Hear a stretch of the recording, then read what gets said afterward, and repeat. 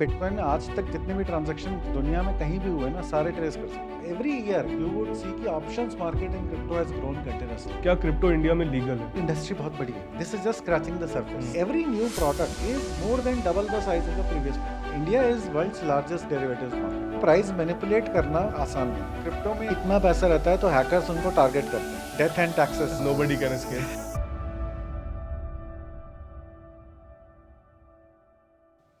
Hello sir, कैसे हैं? बिल्कुल बढ़िया।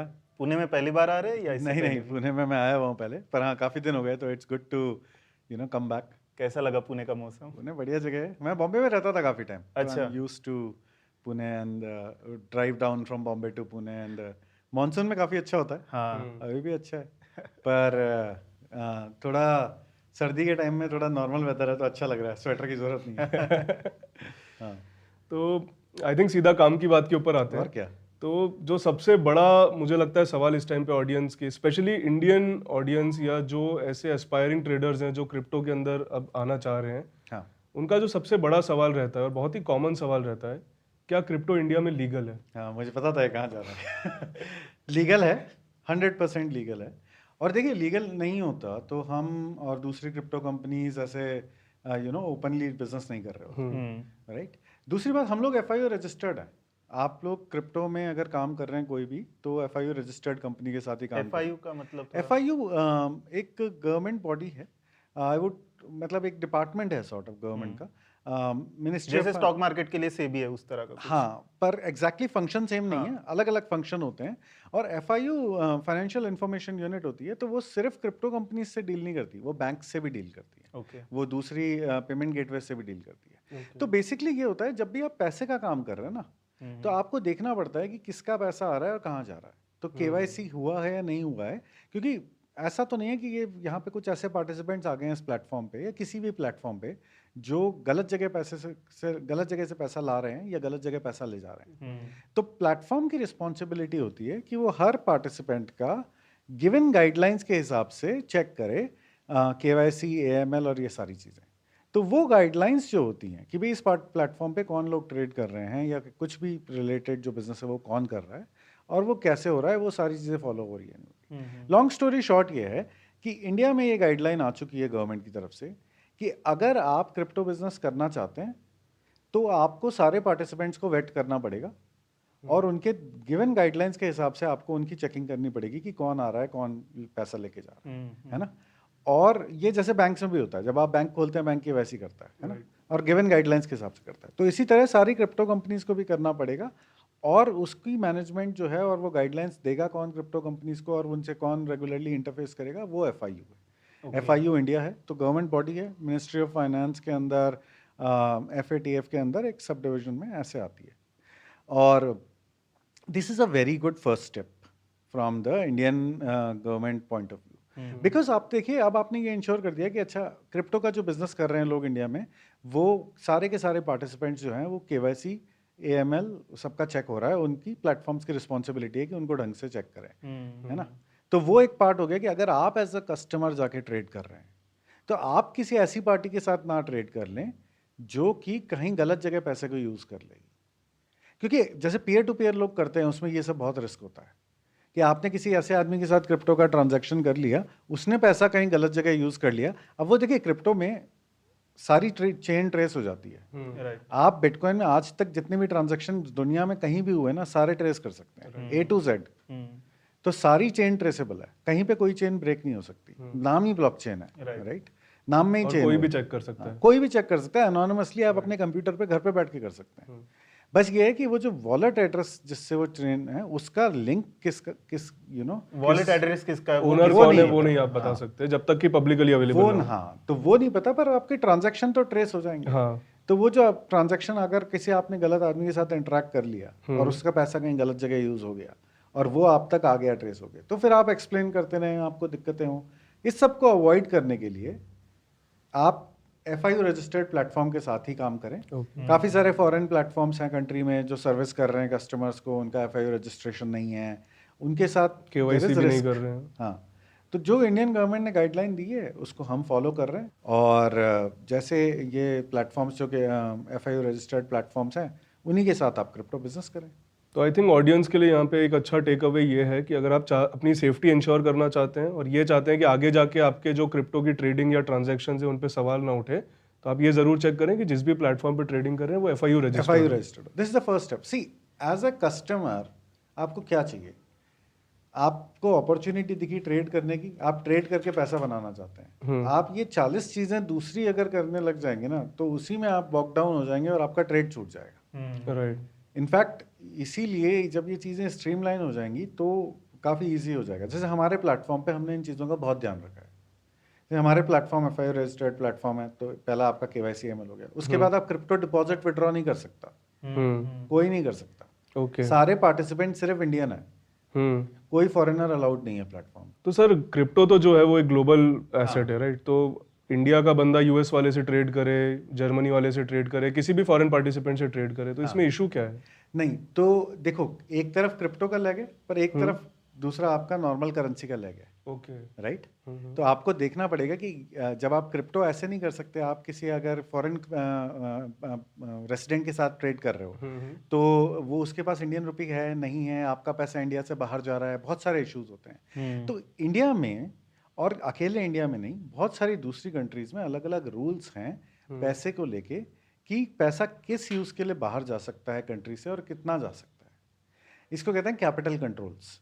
और ये हर कंट्री अपने हिसाब से बनाती है डिपेंडिंग ऑन कि उनकी इकोनॉमी में अभी फॉरेन करेंसी का रिजर्व कितना है, कितना उनका लोकल करेंसी बाहर जा सकता है और कितनी उनको जरूरत है। इसमें this is what RBI does, and naturally RBI and other the central banks of the world would have a concern कि आप अगर एक तरफ आप फ्रीली पैसा ऐसे बाहर भेज रहे हो तो ये तो इम्बैलेंस कर देगा। एक्सचेंज रेट्स में हाँ, काफी डिफरेंस काफी इशू हो सकता है। आज नहीं होगा, पर जब चीज बड़ी हो जाएगी तब हो जाएगा। तो ये नेचुरल कंसर्न है। तो जैसे RBI ने डिफाइन कर रखा है कि आप इतना पैसा इंडिया के बाहर निकाल सकते हो और किस यूज केस के लिए निकाल सकते हो। जब आप निकालने जाओगे तो बैंक आपसे पूछेगा, फॉर्म भरने पड़ेंगे आपको। इसका पूरा जो एक्ट होता है वो FEMA एक्ट बोलते हैं, और FEMA के वायलेशंस बहुत सीरियस हैं।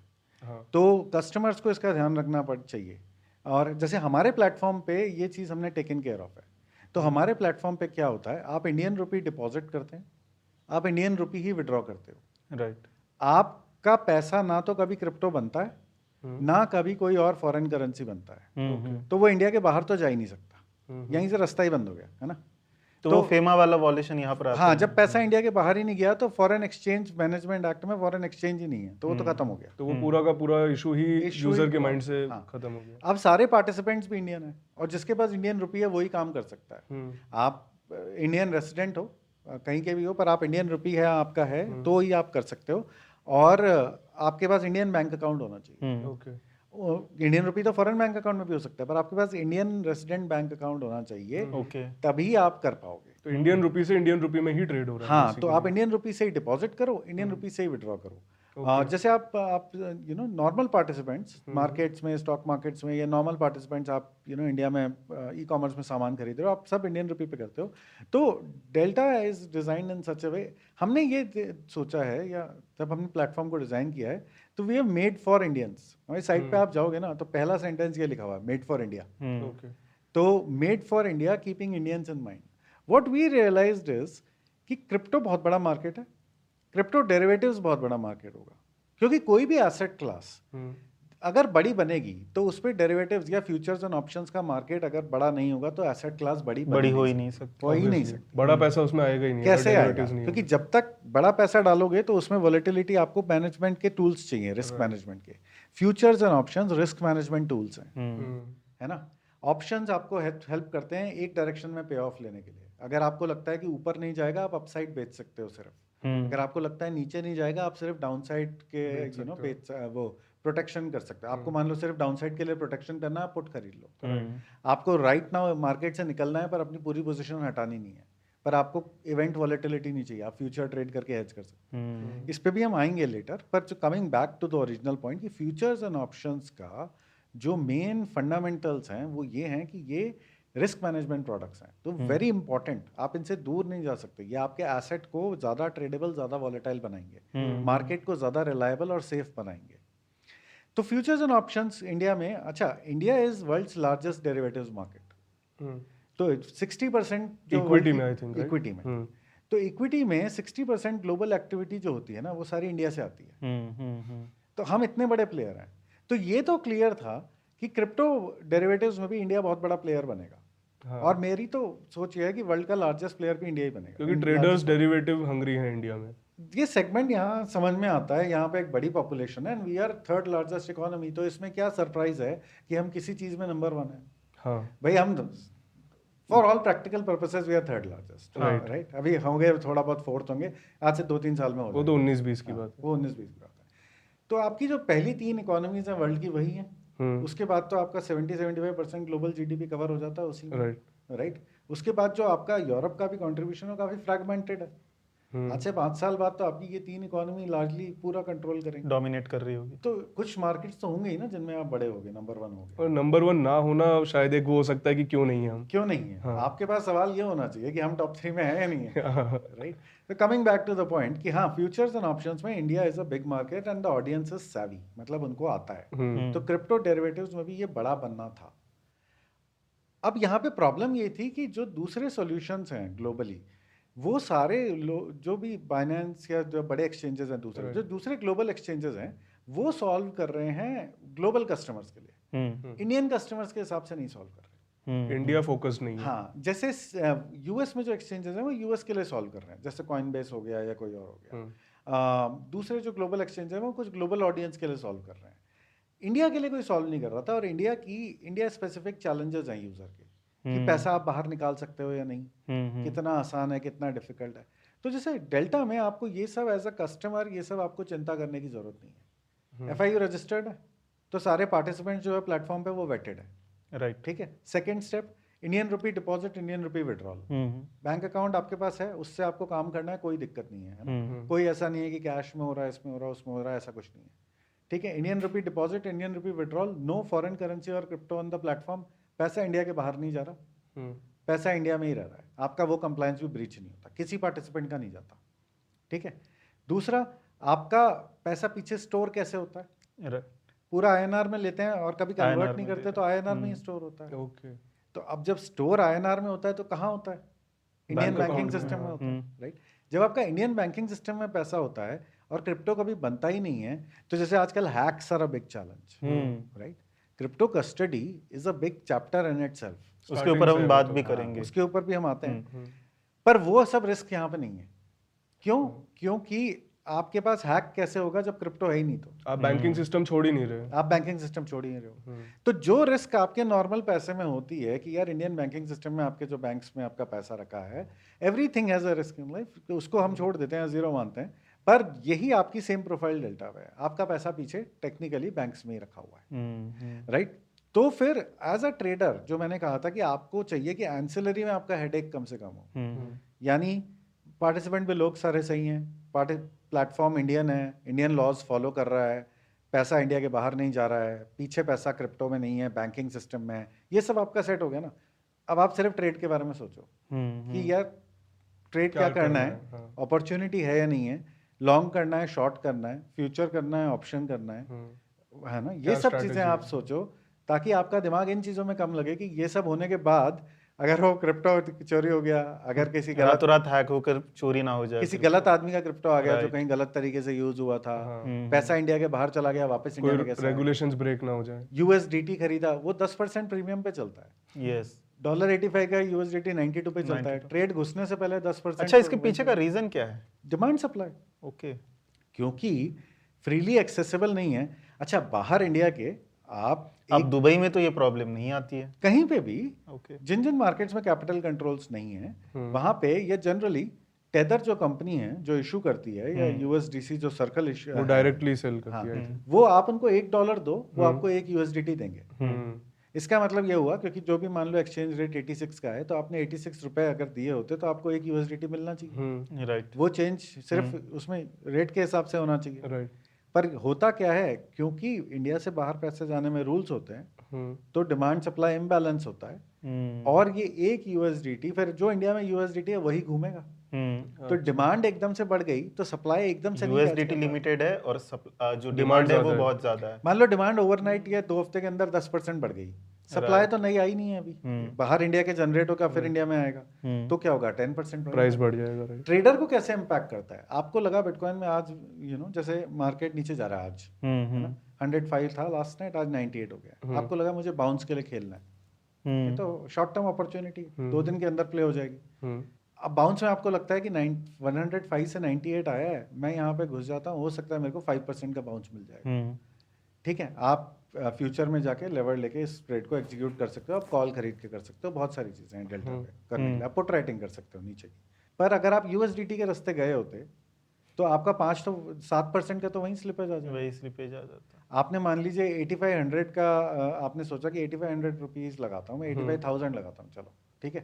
अब आपका जो यूएसडीटी आएगा वो 92,000 का आएगा, तो आपके जो बनने चाहिए थे $1,000 वो तो अब ऑलरेडी आप 10% लॉस पे स्टार्ट कर रहे हो, राइट। पहले तो आप इसको कवर करोगे, फिर आपका ट्रेड का रिटर्न, मतलब आप जब ट्रेड डाल रहे होगे तभी आप माइनस में रहोगे, नेगेटिव पे स्टार्ट हुआ ना 5%, राइट। बेसिकली आपको ट्रेड लेने का एक प्रीमियम देना पड़ेगा, ट्रेड लेने, और जब एग्जिट करने आओगे तब हो सकता है आपको यूएसडीटी प्रीमियम में मिल जाए, सेम आप घुसे हो 92 पे, हो सकता है 90 पे निकल भी जाओ, पर हो सकता है उस टाइम पे मार्केट ठंडा हो गया हो और वापस आके यूएसडीटी 87 हो गया हो। प्लस उसी का रिवर्स भी हम लोगों ने देखा है, जब मार्केट ठंडा पड़ता है तो कई बार डॉलर के प्राइस के काफी नीचे भी चला जाता है, नीचे भी इंडिया चला में जाता USDT, है। तो ये सब क्या है, एक नए उसमें आप डायनामिक्स में घुस रहे हो, यहाँ पे ये सब चिंता करने की जरूरत नहीं। हमारे प्लेटफॉर्म, अच्छा काइंड ऑफ देखा जाए तो आप 2 ट्रेड ले रहे हो, आप दो ट्रेड ले USDT रहे का हो, भी एक ट्रेड ले रहे हो, हाँ, बिटकॉइन का भी एक बिटकॉइन ट्रेड का ले भी रहे हो।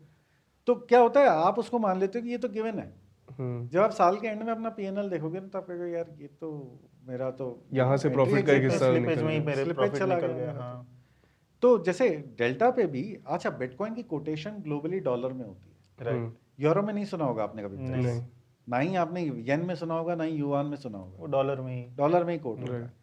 तो अब जब डॉलर में कोट होता है तो वो इजी रहता है सोचना, डॉलर में ट्रैक करना, रेफरेंस पॉइंट्स बन जाते हैं, रेफरेंस पॉइंट्स बन जाते हैं, क्योंकि अगर आप ये कहोगे कि 1,05,000, जैसे मैंने बोला, ये 1 लाख साइकोलॉजिकल लेवल बिटकॉइन का ब्रेक हुआ था अभी इलेक्शन के रिजल्ट, यूएस इलेक्शन। अब हर कोई आदमी अलग अलग अगर बोलेगा कि नहीं 86 लाख 85 लाख, कि नहीं कल रात को 86 लाख, तो वो कंफ्यूजिंग है, राइट। तो इसलिए ग्लोबली ये एनालिसिस और रेफरेंस के लिए इसको कोट डॉलर में ही करते हैं, राइट। तो हमने इस प्रॉब्लम को कैसे सॉल्व किया कि अपने प्लेटफॉर्म पे तो रुपी है, कोटिंग इसकी डॉलर में होती है, तो ट्रेडर के लिए इजी है डॉलर में सोचना। हाँ, तो हमने कहा कि हम एक चीज डिफाइन कर देते हैं कि 1 रुपी 85 रुपीज इक्वल टू $1 ओके, है ना।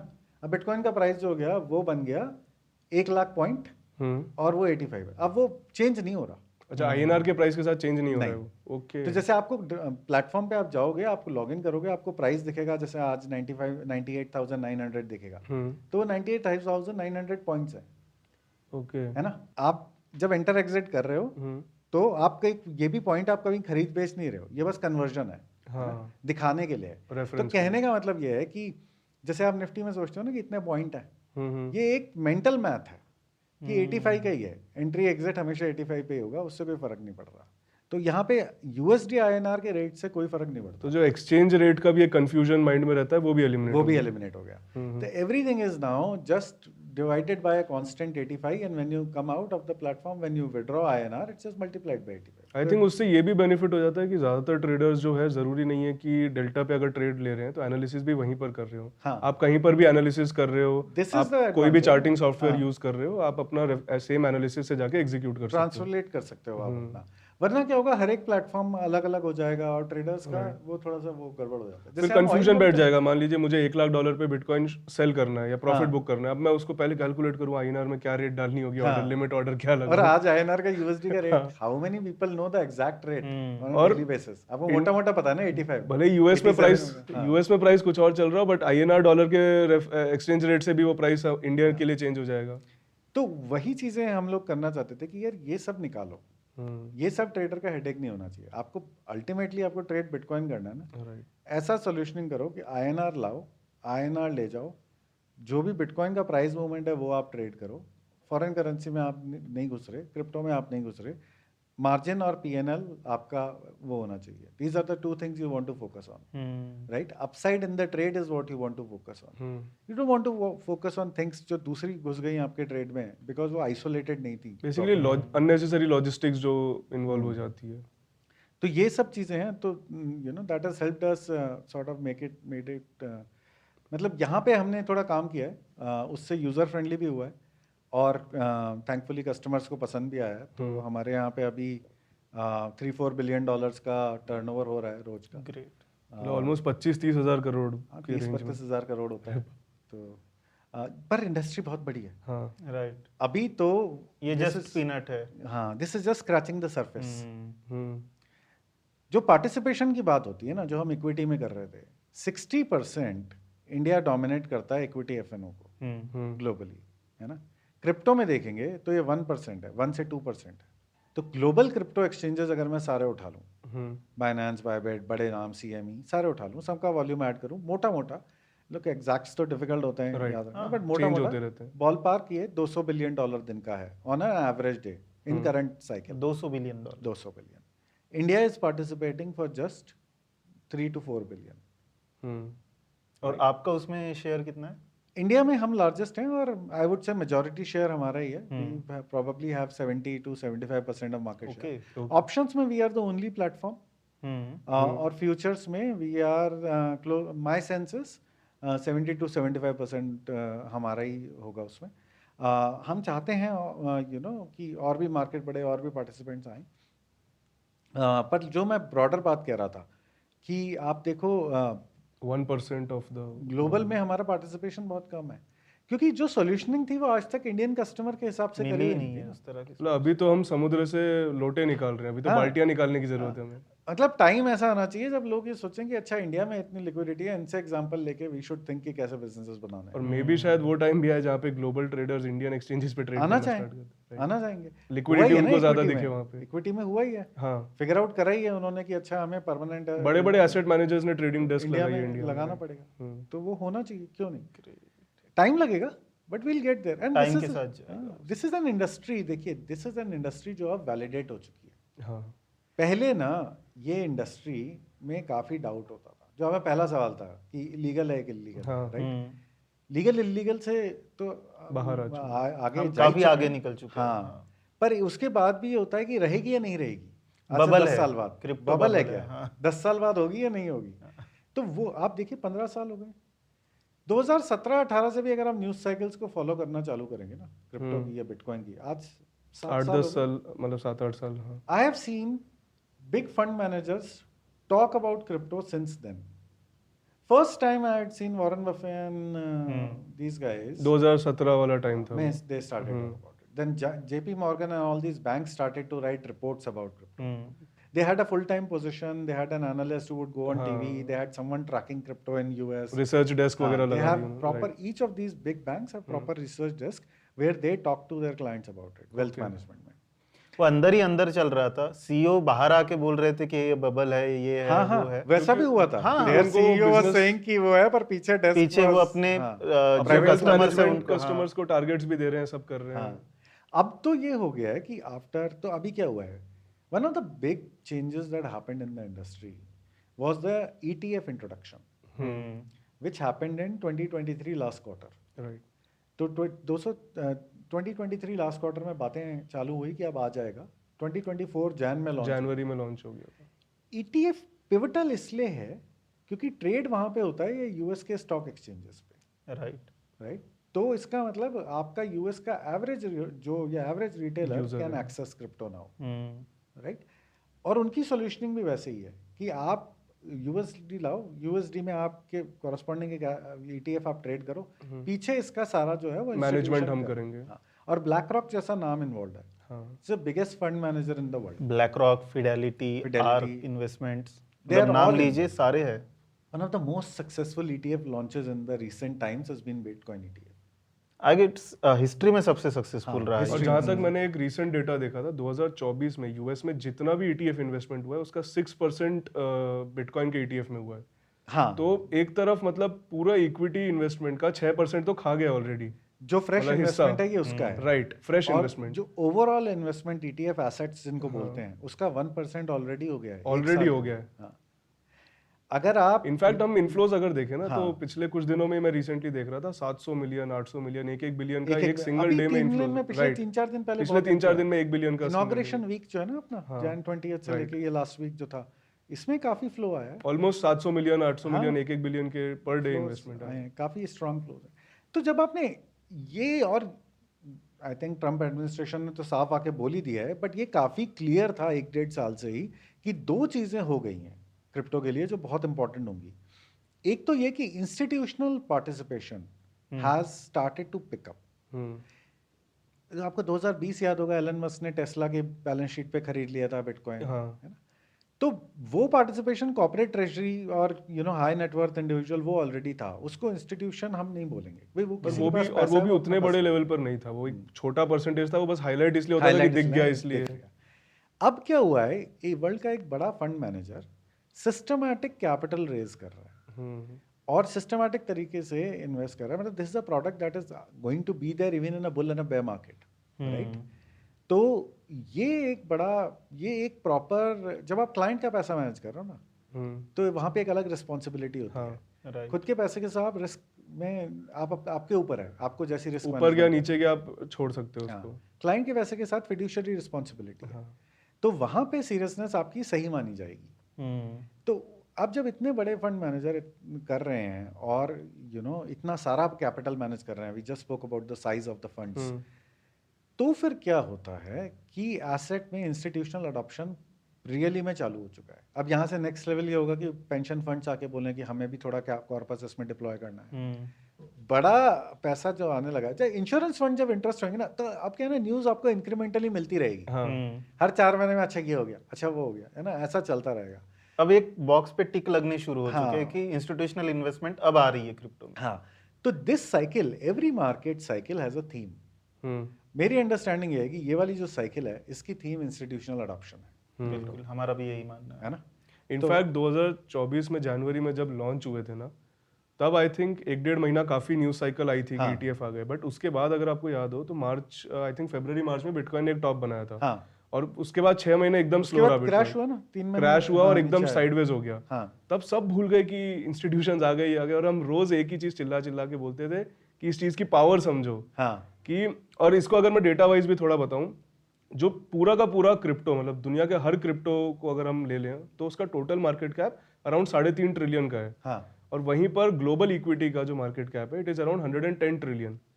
अगर आप सोचो कि उसका 1% पैसा भी अगर शिफ्ट होकर के क्रिप्टो में इन्वेस्ट होने के लिए आ गया, हाँ। तो कितना बड़ा ग्रोथ यहाँ पे तो अपॉर्चुनिटी। 25% साइज ग्रोथ हो गई ना इंडस्ट्री की। और वो सिर्फ right? फ्लो आया है। हाँ। फ्लो में जब सप्लाई डिमांड प्ले होगा, तब वो 2-3 गुना उसको ले जा सकता है मार्केट Yes, कैप। ये तो सिर्फ कैपिटल एलोकेशन है, प्राइस इतना थोड़ी, प्राइस तो क्योंकि कंपैरेटिवली सप्लाई थोड़ी मिलेगा, एक पॉइंट के बाद सप्लाई नहीं मिलेगा उसको, और फिर वो अंधाधुन प्राइस पे बाइंग स्टार्ट होगी। प्लस इंस्टीट्यूशंस जब एक बार पैसा डालना स्टार्ट करते हैं ना, फिर वो रिटेल की तरह नहीं देखते कि मैं बिटकॉइन सिर्फ 1 लाख पे या 1.5 लाख, वो 3 लाख डॉलर पे भी खरीद लेंगे के हिसाब से खरीदेंगे राइट। यहाँ पे। उनका फ्लो आ रहा है, उनको खरीदना है। हाँ। आपने कल को बोला कि आपने ब्लैक रॉक को बोला कि 1 मिलियन के जाके खरीदो, वो किसी भी रेट पे खरीदेगा। उसको आपने ऑर्डर दिया, he is in the business of हाँ। Executing that now, Right. Right? तो look, this is one which is very important कि institutional adoption of crypto has started. Bitcoin particularly has getting highlighted as an asset. This will have long standing good things for the industry, but for example things like volatility कम होगी, है ना, और asset के flows जो हैं वो cyclical इतने ज़्यादा नहीं होंगे, कंटिन्यूअस होंगे। हाँ, prices are cyclical, right. flows stock market जितने में कम भी। cyclical हो अच्छा है, तभी तो आप कहते हैं ना स्टॉक मार्केट में SIP जितनी ज़्यादा होगी मार्केट के लिए अच्छा है, क्योंकि उससे क्या होगा, टिका रहता है। हाँ, बॉटम में भी पैसा आता है, टॉप पे भी आता है, तो आपकी पीक वर्सेस ट्रफ जो होती है वो छोटी हो जाती है। दूसरी चीज एक जो बहुत इंपॉर्टेंट हुई है, जो कि मुझे लग रहा है कि हाईलाइट होनी चाहिए बहुत ज्यादा, US has clearly came out and said कि look, we want to dominate this industry. तो उससे दो चीजें होती हैं, एक तो ये कि इतनी बड़ी इंडस्ट्री होगी, उनको दिख रही होगी आज से 5 या 10 साल में कि they want to focus on it, and B, not only do they want to focus on it, but they want to make sure that they are number one. Because they've made those advances already with ETF and with other things, and futures are listed on CME now, have been listed since 2018. Plus उनको I think वो भी दिख रहा है कि अगर dominate करना है तो दुनिया से एक कदम पहले भागना पड़ेगा हमें। Yes, तो once why do governments get involved in industry बड़ी होगी या छोटी होगी? Because this is a great opportunity for creating jobs and for creating tax revenues. And this is how and we अगर also डोमिनेट भी करेंगे तो आई थिंक अगर क्रिप्टो आगे जाके एक बड़ा फाइनेंशियल एसेट मतलब ऑलरेडी बन चुका है, but in terms of day to day transactions या बाकी सारी चीज़ों में अगर आ जाता है crypto as a asset class अगर आ जाता है, जैसे हम बात कर रहे थे कि ग्लोबल एसेट मैनेजर्स भी, तो जिस कंट्री के पास उस चीज़ के अंदर एक 2 कदम आगे हो गई, वहाँ पावर भी क्रिएट होगी. नॉट ओनली दैट, आप ऐसे सोच के देखो ना कि जब कोई इंडस्ट्री बड़ी होगी ग्लोबली तो आप दुनिया भर में उसके सप्लायर बन सकते हो ना वर्ल्ड में. आज की डेट में अगर क्रिप्टो एज इंडस्ट्री बड़ी होगी तो क्या होगा? बहुत सारे प्रोग्रामर्स की डिमांड आएगी जो वेब 3 में प्रोग्रामिंग करना जानते हैं, स्मार्ट कॉन्ट्रैक्ट में प्रोग्रामिंग करना जानते हैं. उन सबको अगर हम टैलेंट सप्लाई कर पाएं, that's a great opportunity for us ना. हमारे लोग पैसा कमाएंगे, अमीर होंगे, राइट? तो अच्छी बात है. तो हमने एज अ कंट्री सॉफ्टवेयर में ये करके पैसा बनाया ही है ना एज अ कंट्री. तो दीज आर गुड थिंग्स. हमें भी एज अ कंट्री ये सोचना चाहिए कि हम कैसे इन ट्रेंड्स को, ये वर्ल्ड में जो ट्रेंड्स चेंज हो रहे हैं, इनको अपने एडवांटेज की तरह देखें. और आपके दूसरे चैलेंजेस भी हैं. आपका ये आपको देखना पड़ेगा कि क्रिप्टो आपका सही तरह से तो यूज़ हो रहा है, सही लोग यूज़ कर रहे हैं, लोग इसको गलत चीज़ के लिए तो नहीं यूज़ कर रहे, टैक्स एवेजन या ऐसी चीज़ें तो नहीं हो रही. ऐसा तो नहीं है कि आपके दूसरे चैलेंजेस खुल गए, पैसा इंडिया से बाहर चला गया. तो वो हमें देखना पड़ेगा. पर एट द सेम टाइम हमें क्लोज नहीं होना चाहिए इंडस्ट्री को. हमें नई चीज़ की तरफ ऐसे देखना चाहिए कि हम यहाँ पहले जाके कैप्चर कर लें और फिर डोमिनेट करें, रादर देन ऐसा सोचना कि अच्छा पहले हो जाएगा फिर हम सोचेंगे कि बड़ा है. तो I am sure government is also looking at it, but that's the way I would think one should look. Keep an open mind, approach positively, think that this will create, this is a good industry, this is here to stay, there are big people who have already committed. तो ऐसा chance बहुत कम है कि आज है वह 10 साल बाद नहीं है. अब ये बड़ी हो जाएगी. आप जितना जल्दी इसको अडॉप्ट करोगे अच्छा होगा. यहाँ पे आपके जॉब्स क्रिएट होंगे, यहाँ पे आपकी अपॉर्चुनिटीज़ क्रिएट होंगी. आज में बहुत सारे ऐड आते हैं यूट्यूब पे, AI का कोर्स कर लो, राइट? तो AI का कोर्स क्यों करना चाहते हैं लोग? क्योंकि AI में AI इज अपॉर्चुनिटी, AI में अपॉर्चुनिटी है, फ्यूचर है. तो सिखाने वालों ने भी पैसा कमाया और सीखने वालों में भी ये होगा कि मेरे को जॉब लगेगी, तभी तो वो कोर्स के पैसे दे रहा है. तो वही चीज़ आपकी AI में भी चल रही है. बेसिकली आपको दुनिया इवॉल्व हो रही है तो उसका पार्ट बनना पड़ेगा. आप उस तरफ जाओ जहाँ पे नया काम होने वाला है. बट दिख रहा है आपको वो चेंजेस इंडियन गवर्नमेंट में? क्योंकि आप तो गवर्नमेंट ऑफिशियल के भी टच में रहते होंगे. नहीं, देखिए हम इतना टच में नहीं रहते हैं, पर मैं उम्मीद ये करता हूँ कि जब हम लोग ये बैठ के डिस्कस कर रहे हैं तो वो लोग भी करते ही होंगे. उनका भी इंसेंटिव ऐसे ही होते हैं कि देश तरक्की करे. तो वो लोग भी कुछ सोचते होंगे कि, और हम जो न्यूज़ फॉलो कर रहे हैं यूएस में बड़े मनी मैनेजर्स की या ट्रम्प एडमिनिस्ट्रेशन की, तो not just India, every country in the world is thinking like this. आप देखो ना, यूएस में ETF आने के बाद कहाँ क्या क्या स्टेप्स हुए. कनाडा में आ गया, यूरोप में आ गया, ऑस्ट्रेलिया में आ गया, राइट? हांगकांग में आ गया. यूएस बेसिकली एक ग्रीन सिग्नल था. सबने फिर अपने झंडे everyone has gotten into this now. Canada, Italy lowered the tax rate for crypto from 40% to about 20-22%, right? There are a bunch of other countries. India में chances लग रहे tax कम होने के? डिफिकल्ट, अगेन मुझे इस डायरेक्शन में इतना पता नहीं है. पर मुझे ये लगता है कि एनकरेज करना चाहिए.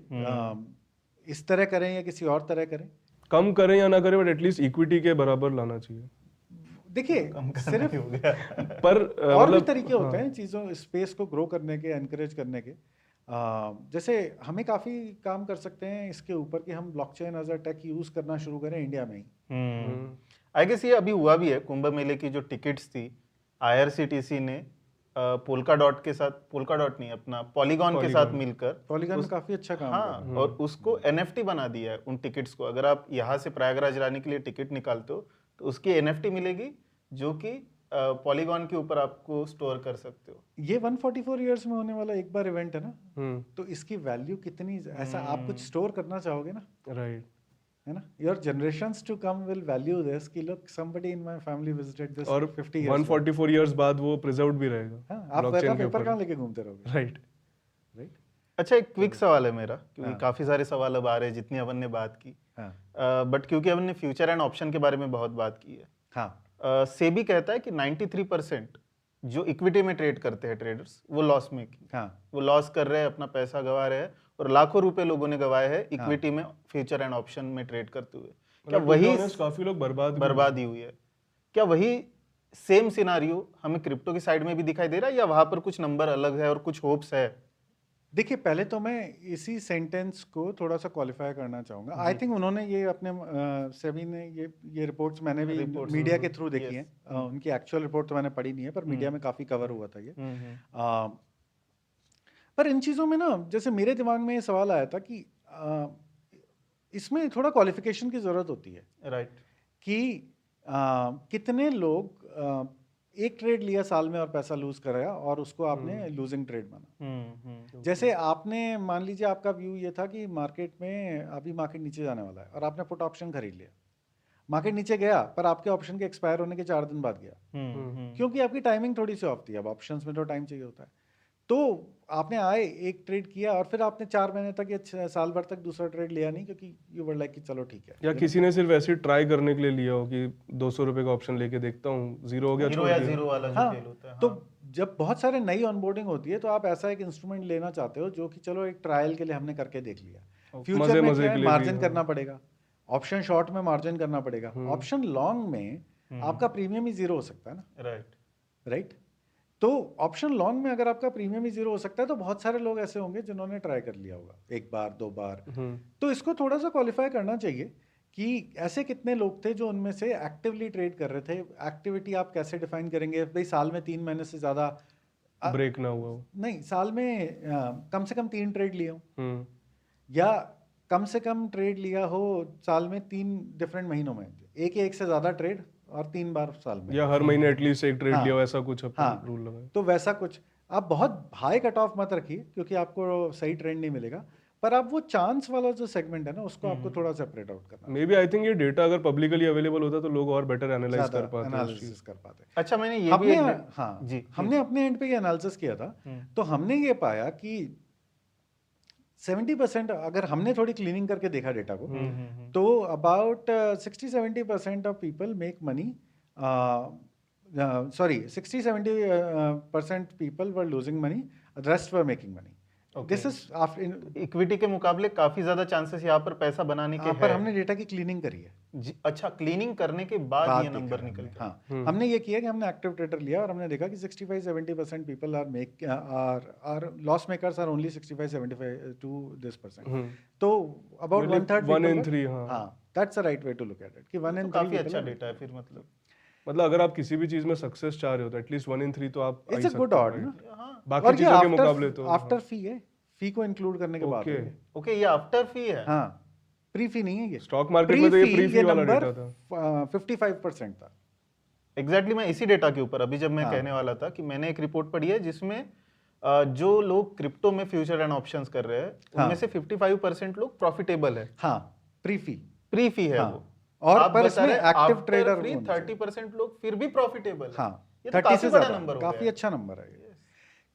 तो क्रिप्टो में अच्छा इसमें बट से इसका आपको मेन रीजन क्या लगता है कि स्टॉक मार्केट के कंपैरिजन मुझे लगता है वहां भी नंबर ना इतने हैवी नहीं होंगे अगर आप ये सब क्वालिफिकेशंस लगाओगे ना। बट आई थिंक फिर भी ग्राउंड पे भी अगर जैसे हम देखें, चलो ये तो हो गया एक डेटा वाली साइड, अगर ग्राउंड पे अपने दोस्तों में, रिलेटिव्स में या जिन लोगों से बातचीत होती है, इंटरेक्शन होता है, वहां पर भी हमने पर्सनली ये चीज ऑब्जर्व करी कि क्रिप्टो में लोग कंपैरेटिवली ज्यादा प्रॉफिटेबल हैं compare to stock market. Competition कम है अभी। आई थिंक इंस्टीट्यूशनल से आपका कंपटीशन अभी नहीं है क्रिप्टो में, नहीं है ना, राइट। और जो ट्रेंड्स हैं आपके कंपेयर, जब आपकी ये सब चीज़ें लिंक्ड है, मार्केट साइज कंपैरेटिवली काफ़ी छोटी है इक्विटी से, तो नंबर ऑफ पार्टिसिपेंट्स कम है इसीलिए छोटी है। मार्केट में नंबर ऑफ पार्टिसिपेंट्स बढ़ेंगे, मार्केट साइज बढ़ेगी, ये बात होगी, पर उससे वॉलेटिलिटी और अपॉर्चुनिटी कम होती है, होएगी, है ना। तो अब राइट नाउ वॉलेटिलिटी भी ज़्यादा है, कंपैरेटिवली ज़्यादा है, अपॉर्चुनिटी भी है। आप उसको किस तरह अपने रिस्क को मैनेज करते हैं वो इम्पोर्टेंट है। पर हम लोगों ने ये देखा है कि आप टेक्निकल ट्रेडिंग या सिंपल ट्रेडिंग सिस्टम्स जो होते हैं उन्हीं को डिप्लॉय करके कंपैरेटिवली अच्छे रिटर्न्स बना सकते हैं। Much better those systems will not work in traditional markets because everyone is looking at them. For example, I have spoken to traders who have told me कि आप सिर्फ ये देख लो कि प्राइस और आरएसआई में डाइवर्जेंस हो रहा है क्या। Okay that gives you a very strong signal on the direction of the market. Okay this is a very simple thing, simple strategy है, वेरी सिंपल। अलग अलग हो सकती है, वन ऑफ द ये स्ट्रेटजी। हाँ, ओवरबॉट ओवरसोल्ड के लिए आप सिर्फ आरएसआई से आपको अच्छा रिजल्ट मिलने लग जाता है। उसके बाद सुपर ट्रेंड के बारे में हमने ये काफी सुना है कि आप ओवरसोल्ड और ये का क्या देखते हो? 70 30, RSI? हाँ 70 सोल्ड एंड 30 बॉट, हाँ है ना, सेम 14 पीरियड कैंडल, और कैंडल आप किस हिसाब से देख रहे हो, 1 मिनट की, आधे घंटे की है जो भी। इसके ऊपर मैंने क्वांट सिस्टम बना के इसका वो तो नहीं चेक किया है, पर मैंने ये ज़रूर चेक किया है कि आप MACD 912 कर लो और उसके साथ एक और क्वालिफाइंग फिल्टर लगा दो कि बेसिस फ्यूचर का जो है वो पॉजिटिव है। ओके यानी मार्केट में फ्यूचर जो है प्रीमियम पे चल रहा है स्पॉट के, और 912 मेरे को अंडरलाइंग वो डायरेक्शन दे रहा है उसकी, ट्रेंड की। ओके और मैं लॉन्ग कर जाता हूँ जब 9 क्रॉस को ओवर 12 बेसिस पॉजिटिव पे, और तब तक रखता हूँ जब ब्रॉडर रेजिम का एनवायरनमेंट पॉजिटिव है, बेसिस पॉजिटिव है, प्रीमियम में चल रहा है, और उसके रिटर्न्स कंपैरेटिवली काफ़ी अच्छे हैं। ये हमने साल भर पहले किया था, तो अब मुझे लेटेस्ट रिटर्न्स तो नहीं पता है, तो साल भर पहले हमने ये थोड़ा एनालिसिस किया था, अगेन ऑन बैक टेस्ट किया था आपने उसको। ओके अच्छे रिजल्ट थे।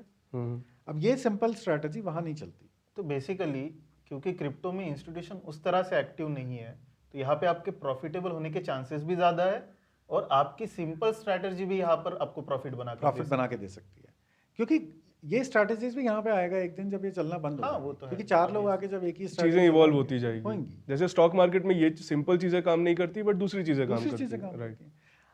अच्छा, कॉम्प्लेक्सिटी भी लाने की जरूरत तभी होती है जब सिंप्लिसिटी से काम नहीं होता, नहीं होता राइट। तो मैंने देखा है कि मैंने भी करी है इनफैक्ट कॉम्प्लेक्सिटी जितनी ज्यादा होती है ना, वो सिस्टम ब्रेक होने की ज्यादा चांस हाँ, वो तो होएगा ही, राइट, क्योंकि फिर आप ओवर फिटिंग करने लगते हो, फिटिंग करते हो, आप कर्व फिट करने लगते हो, चीजें होती हैं, राइट।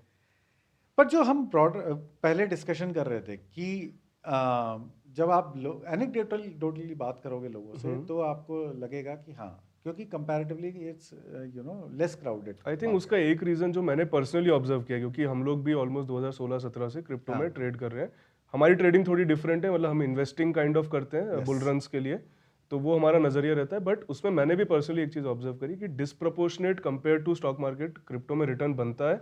उसका रीजन है कि जब ट्रेंड आते हैं तो वो कंपेयर टू स्टॉक मार्केट बहुत स्ट्रॉन्ग आते हैं। अच्छा, यही मैं इनफैक्ट इसमें मेरा जो एक पर्सनल एक्सपीरियंस है कि पिछले बुल रन के अंदर डोज कॉइन जब 1 सेंट के नीचे चल रहा था, तो मैंने एक ऑर्डर लगा रखा था कि 1 सेंट ब्रेक होते ही बाय हो जाए। और मैंने सोचा भी नहीं था, इमेजिन भी नहीं किया था, रात को ऑटोमेटिकली बाय हो गया, अगले दिन देखा 350% वो एक ही दिन में भाग गया। तो वो चीजें आपको स्टॉक मार्केट में नहीं मिल सकती।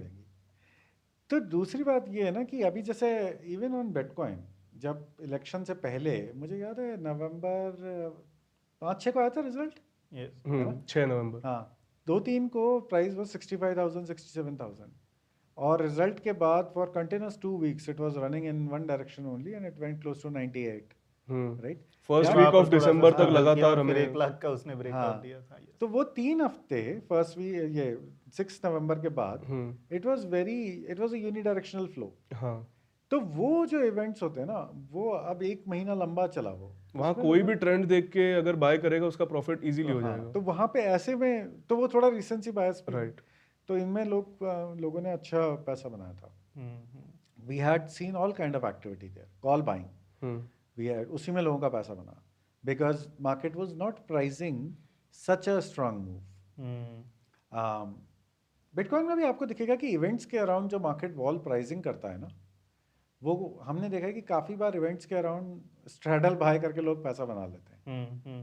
तो क्योंकि कहीं ना कहीं तो वॉलिटिलिटी आएगी दोनों साइड में। स्ट्रैडल में आपको पता नहीं है कि यार ऊपर जाना है नीचे जाना है। जब ETF अप्रूवल था, जब ट्रम्प था, अभी इनॉग्रेशन था, तो ऐसे टाइम पे स्ट्रैडल लॉन्ग पे ही लोगों ने पैसा बनाया। हाँ। दूसरे टाइम पे हमने देखा है जब वीकेंड्स होते हैं तो मार्केट एकदम क्रश हो जाता है, वॉल्यूम्स कम हो जाते हैं। Last weekend things were moving hardly 100-200 $100 पूरा दिन।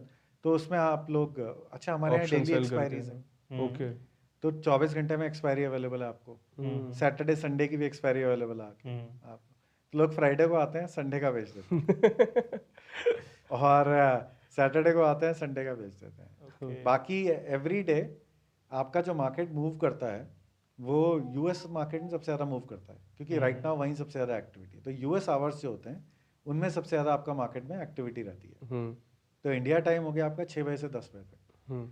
हमने जो ऑप्शंस की अपनी एक्सपायरी करी है वो इंडिया टाइम 5:30 करी है, सुबह की 5:30। शाम की। अच्छा, शाम के 5:30। ओके। हाँ, कि लोग अपना पूरा दिन का क्लोज होने के बाद उनको ये यहाँ पे 5:30 जब ग्लोबल एक्टिविटी स्टार्ट होगी उसके हाँ, बाद, उसके जस्ट पहले, उससे पहले एक्सपायर हो जाए अपना काम हाँ, खत्म। तो आपका एक्सपायर हो गया और नया चालू हो गया। हाँ। 24 आवर साइकिल है।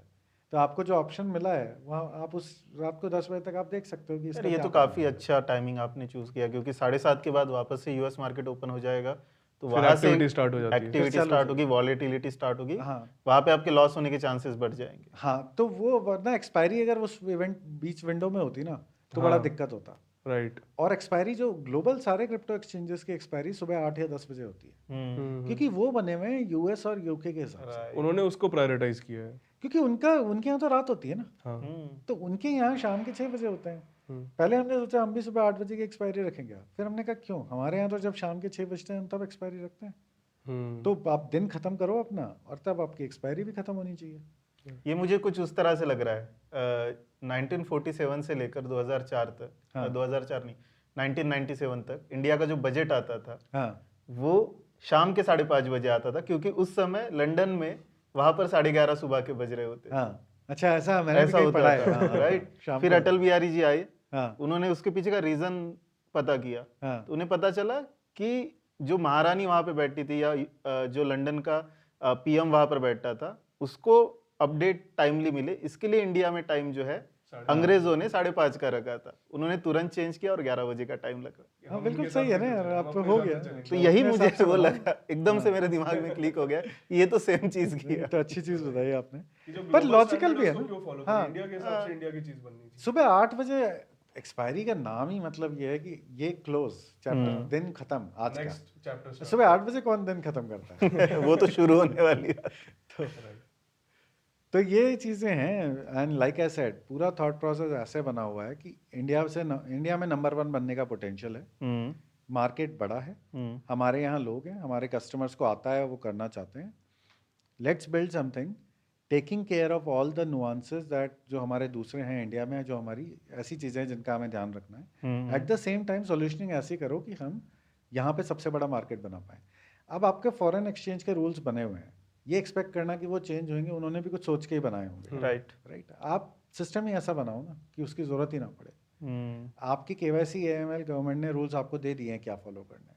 आपका बैंकिंग सिस्टम से लोगों को कंफर्टेबल है, UPI से लोग डिपॉजिट करते हैं, विड्रॉ करते हैं हमारे यहाँ पे, तो वो लोगों को आता है।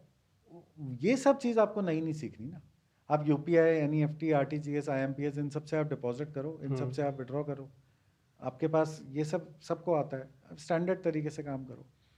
और जो मैं कह रहा था कि बड़ी इंडस्ट्री हो सकती है, हमको ऐसे सोचना है कि कैसे हम इंडस्ट्री को डोमिनेट करें, एट द सेम टाइम ये जो इसकी बेस्ट है कि यहाँ से जॉब्स क्रिएट करें, यहाँ पे इंडिया का शेयर बनाए, रेवेन्यू शेयर में इंडिया का शेयर ज़्यादा हो। एट द सेम टाइम हमारी दूसरी जो चीज़ें हैं ना वो भी सही रहें। ऐसा नहीं है कि इसको लेने के चक्कर में हमारी कोई और प्रॉब्लम खुल जाए, वो सारी चीज़ें भी डिस्टर्ब ना हो, और एट द सेम टाइम हम मार्केट शेयर भी गेन करें, क्योंकि वॉइस गेन करोगे आप। अच्छा, मेरे 2 क्विक सवाल है। सबसे पहले तो इतनी सारी अच्छी चीजें की है आपने, तो फिर स्पॉट को आपने क्यों नहीं रखा है?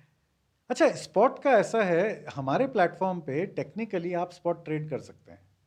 वो कैसे? तो we are a futures and options platform, right. पर फ्यूचर्स में हमारे यहाँ जो लेवरेज है वो कस्टमर खुद सेलेक्ट कर सकता है। जिसको ज्यादा रिस्क लेनी है वो ज्यादा लेवरेज ले सकता है, और जिसको कम रिस्क लेनी है वो कम रिस्क लेवरेज ले सकता है। तो आप लेवरेज को 1x कर दो। 1x का मतलब कोई लेवरेज नहीं, कोई लेवरेज है ना, नहीं। जितना पैसा 100% दिया relax उतनी है। क्वांटिटी बाई हाँ। की। तो आपको 5 लाख का बिटकॉइन खरीदना है, पर रिस्क नहीं लेनी ऊपर नीचे जाने की, तो आप उसमें लेवरेज 1x सेलेक्ट कर दो। आप 5 लाख रुपए आपको रखने पड़ेंगे और आप बिटकॉइन पे लॉन्ग कर लो।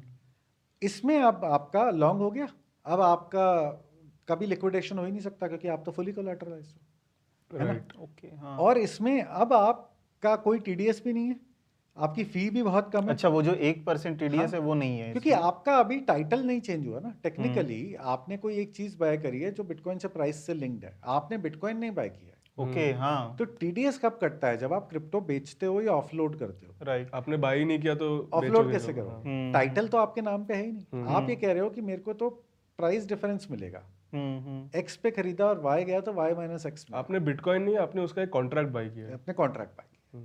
तो वो आपने बाय कर लिया 5 लाख रुपए का, मान लीजिए तब $1 लाख का प्राइस है। प्राइस हो गया $1 लाख से $1,20,000, यानी 20% का गेन। आपका 5 लाख की वैल्यू 6 लाख हो जाएगी।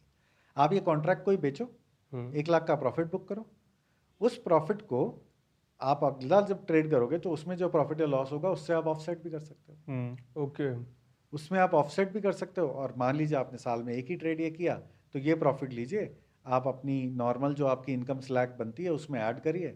अगर आपका इनकम स्लैब, क्योंकि आपका क्रिप्टो प्रॉफिट नहीं है ये, ओ बिजनेस इनकम। ये आपका बिजनेस इनकम मतलब वो 30% वाला भी यहाँ पर माइनस हो रहा है। वो गया, पर आपका दूसरा जो नॉर्मल इनकम टैक्स है वो लगेगा। हाँ, अगर तो आपके इनकम टैक्स ब्रैकेट में आ जाएगा फिर ये चीज। कमाया है तो कुछ तो देना पड़ेगा।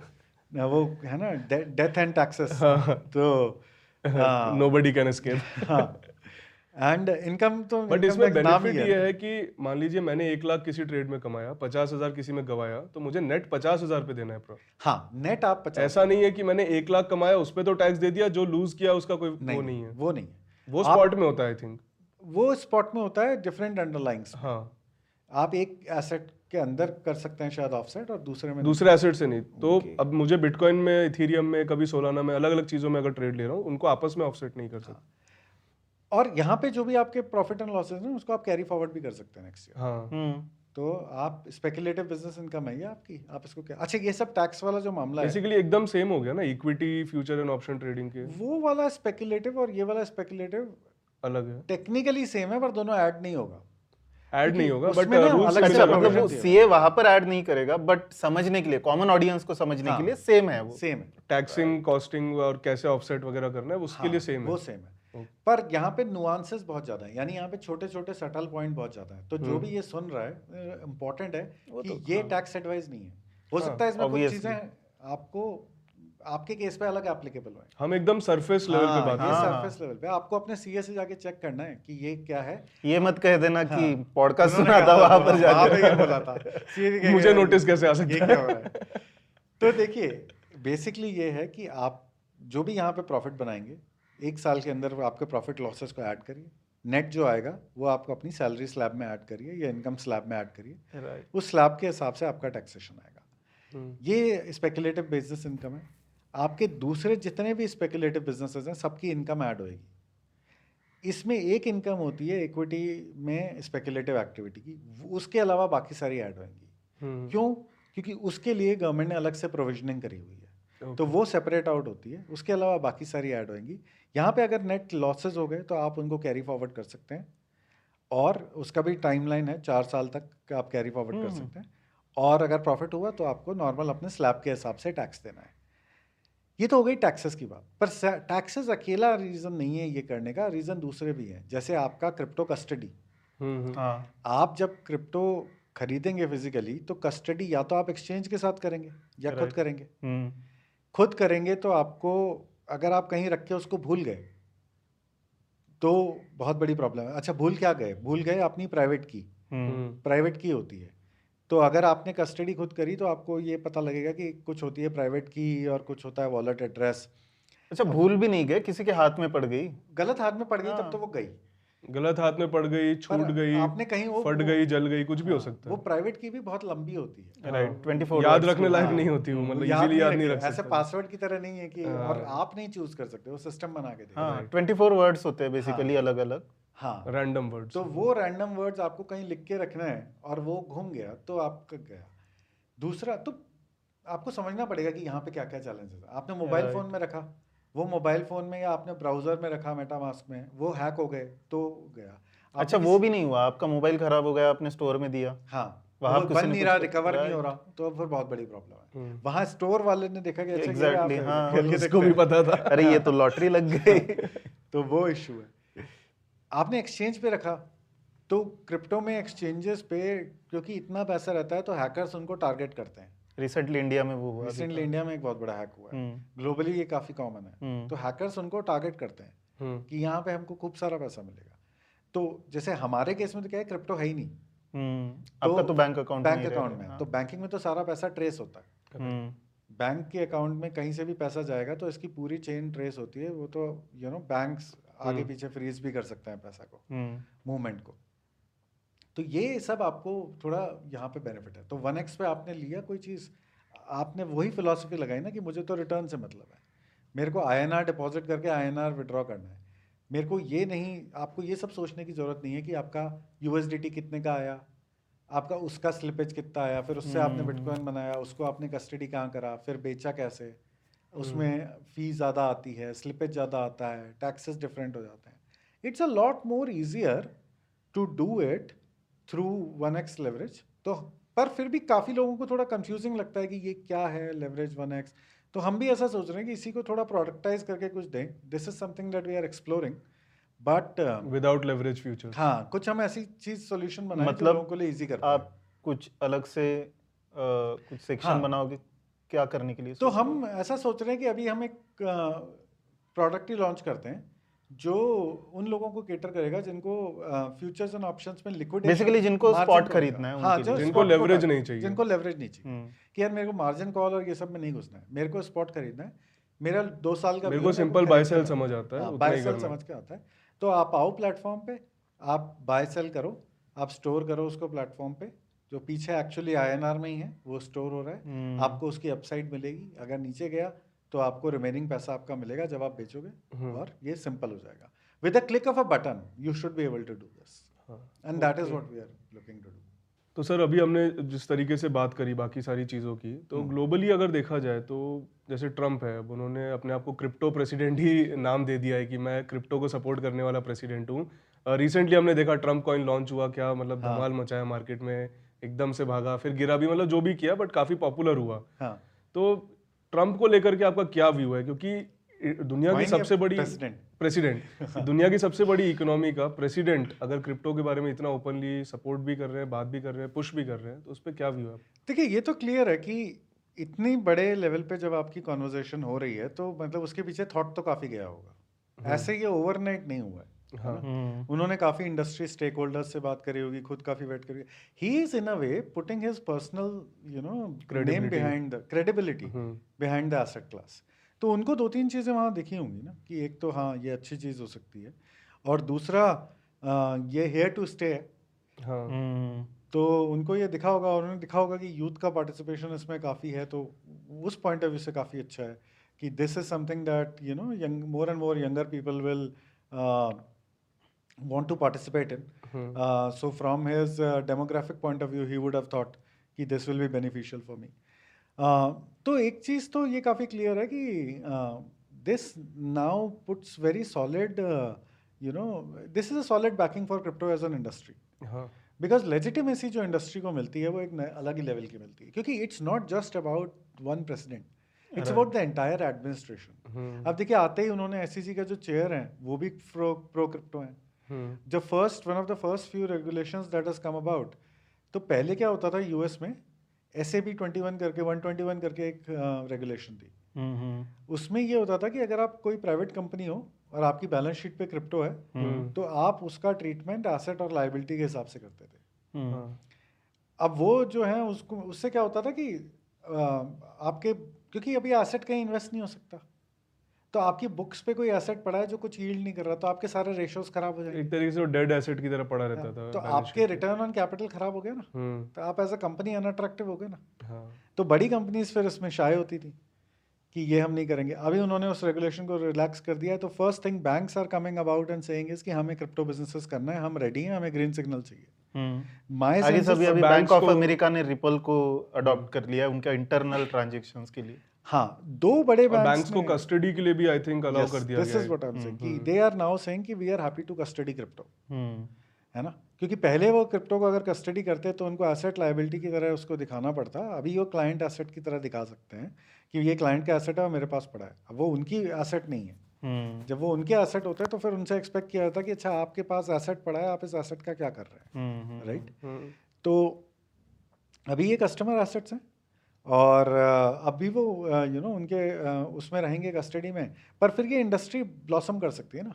और क्रिप्टो कस्टडी जो कि एक इंडस्ट्री एक थोड़ी सी स्टक हो गई थी क्योंकि बैंक्स उसमें नहीं आ पा रहे थे. This has open the doors for that.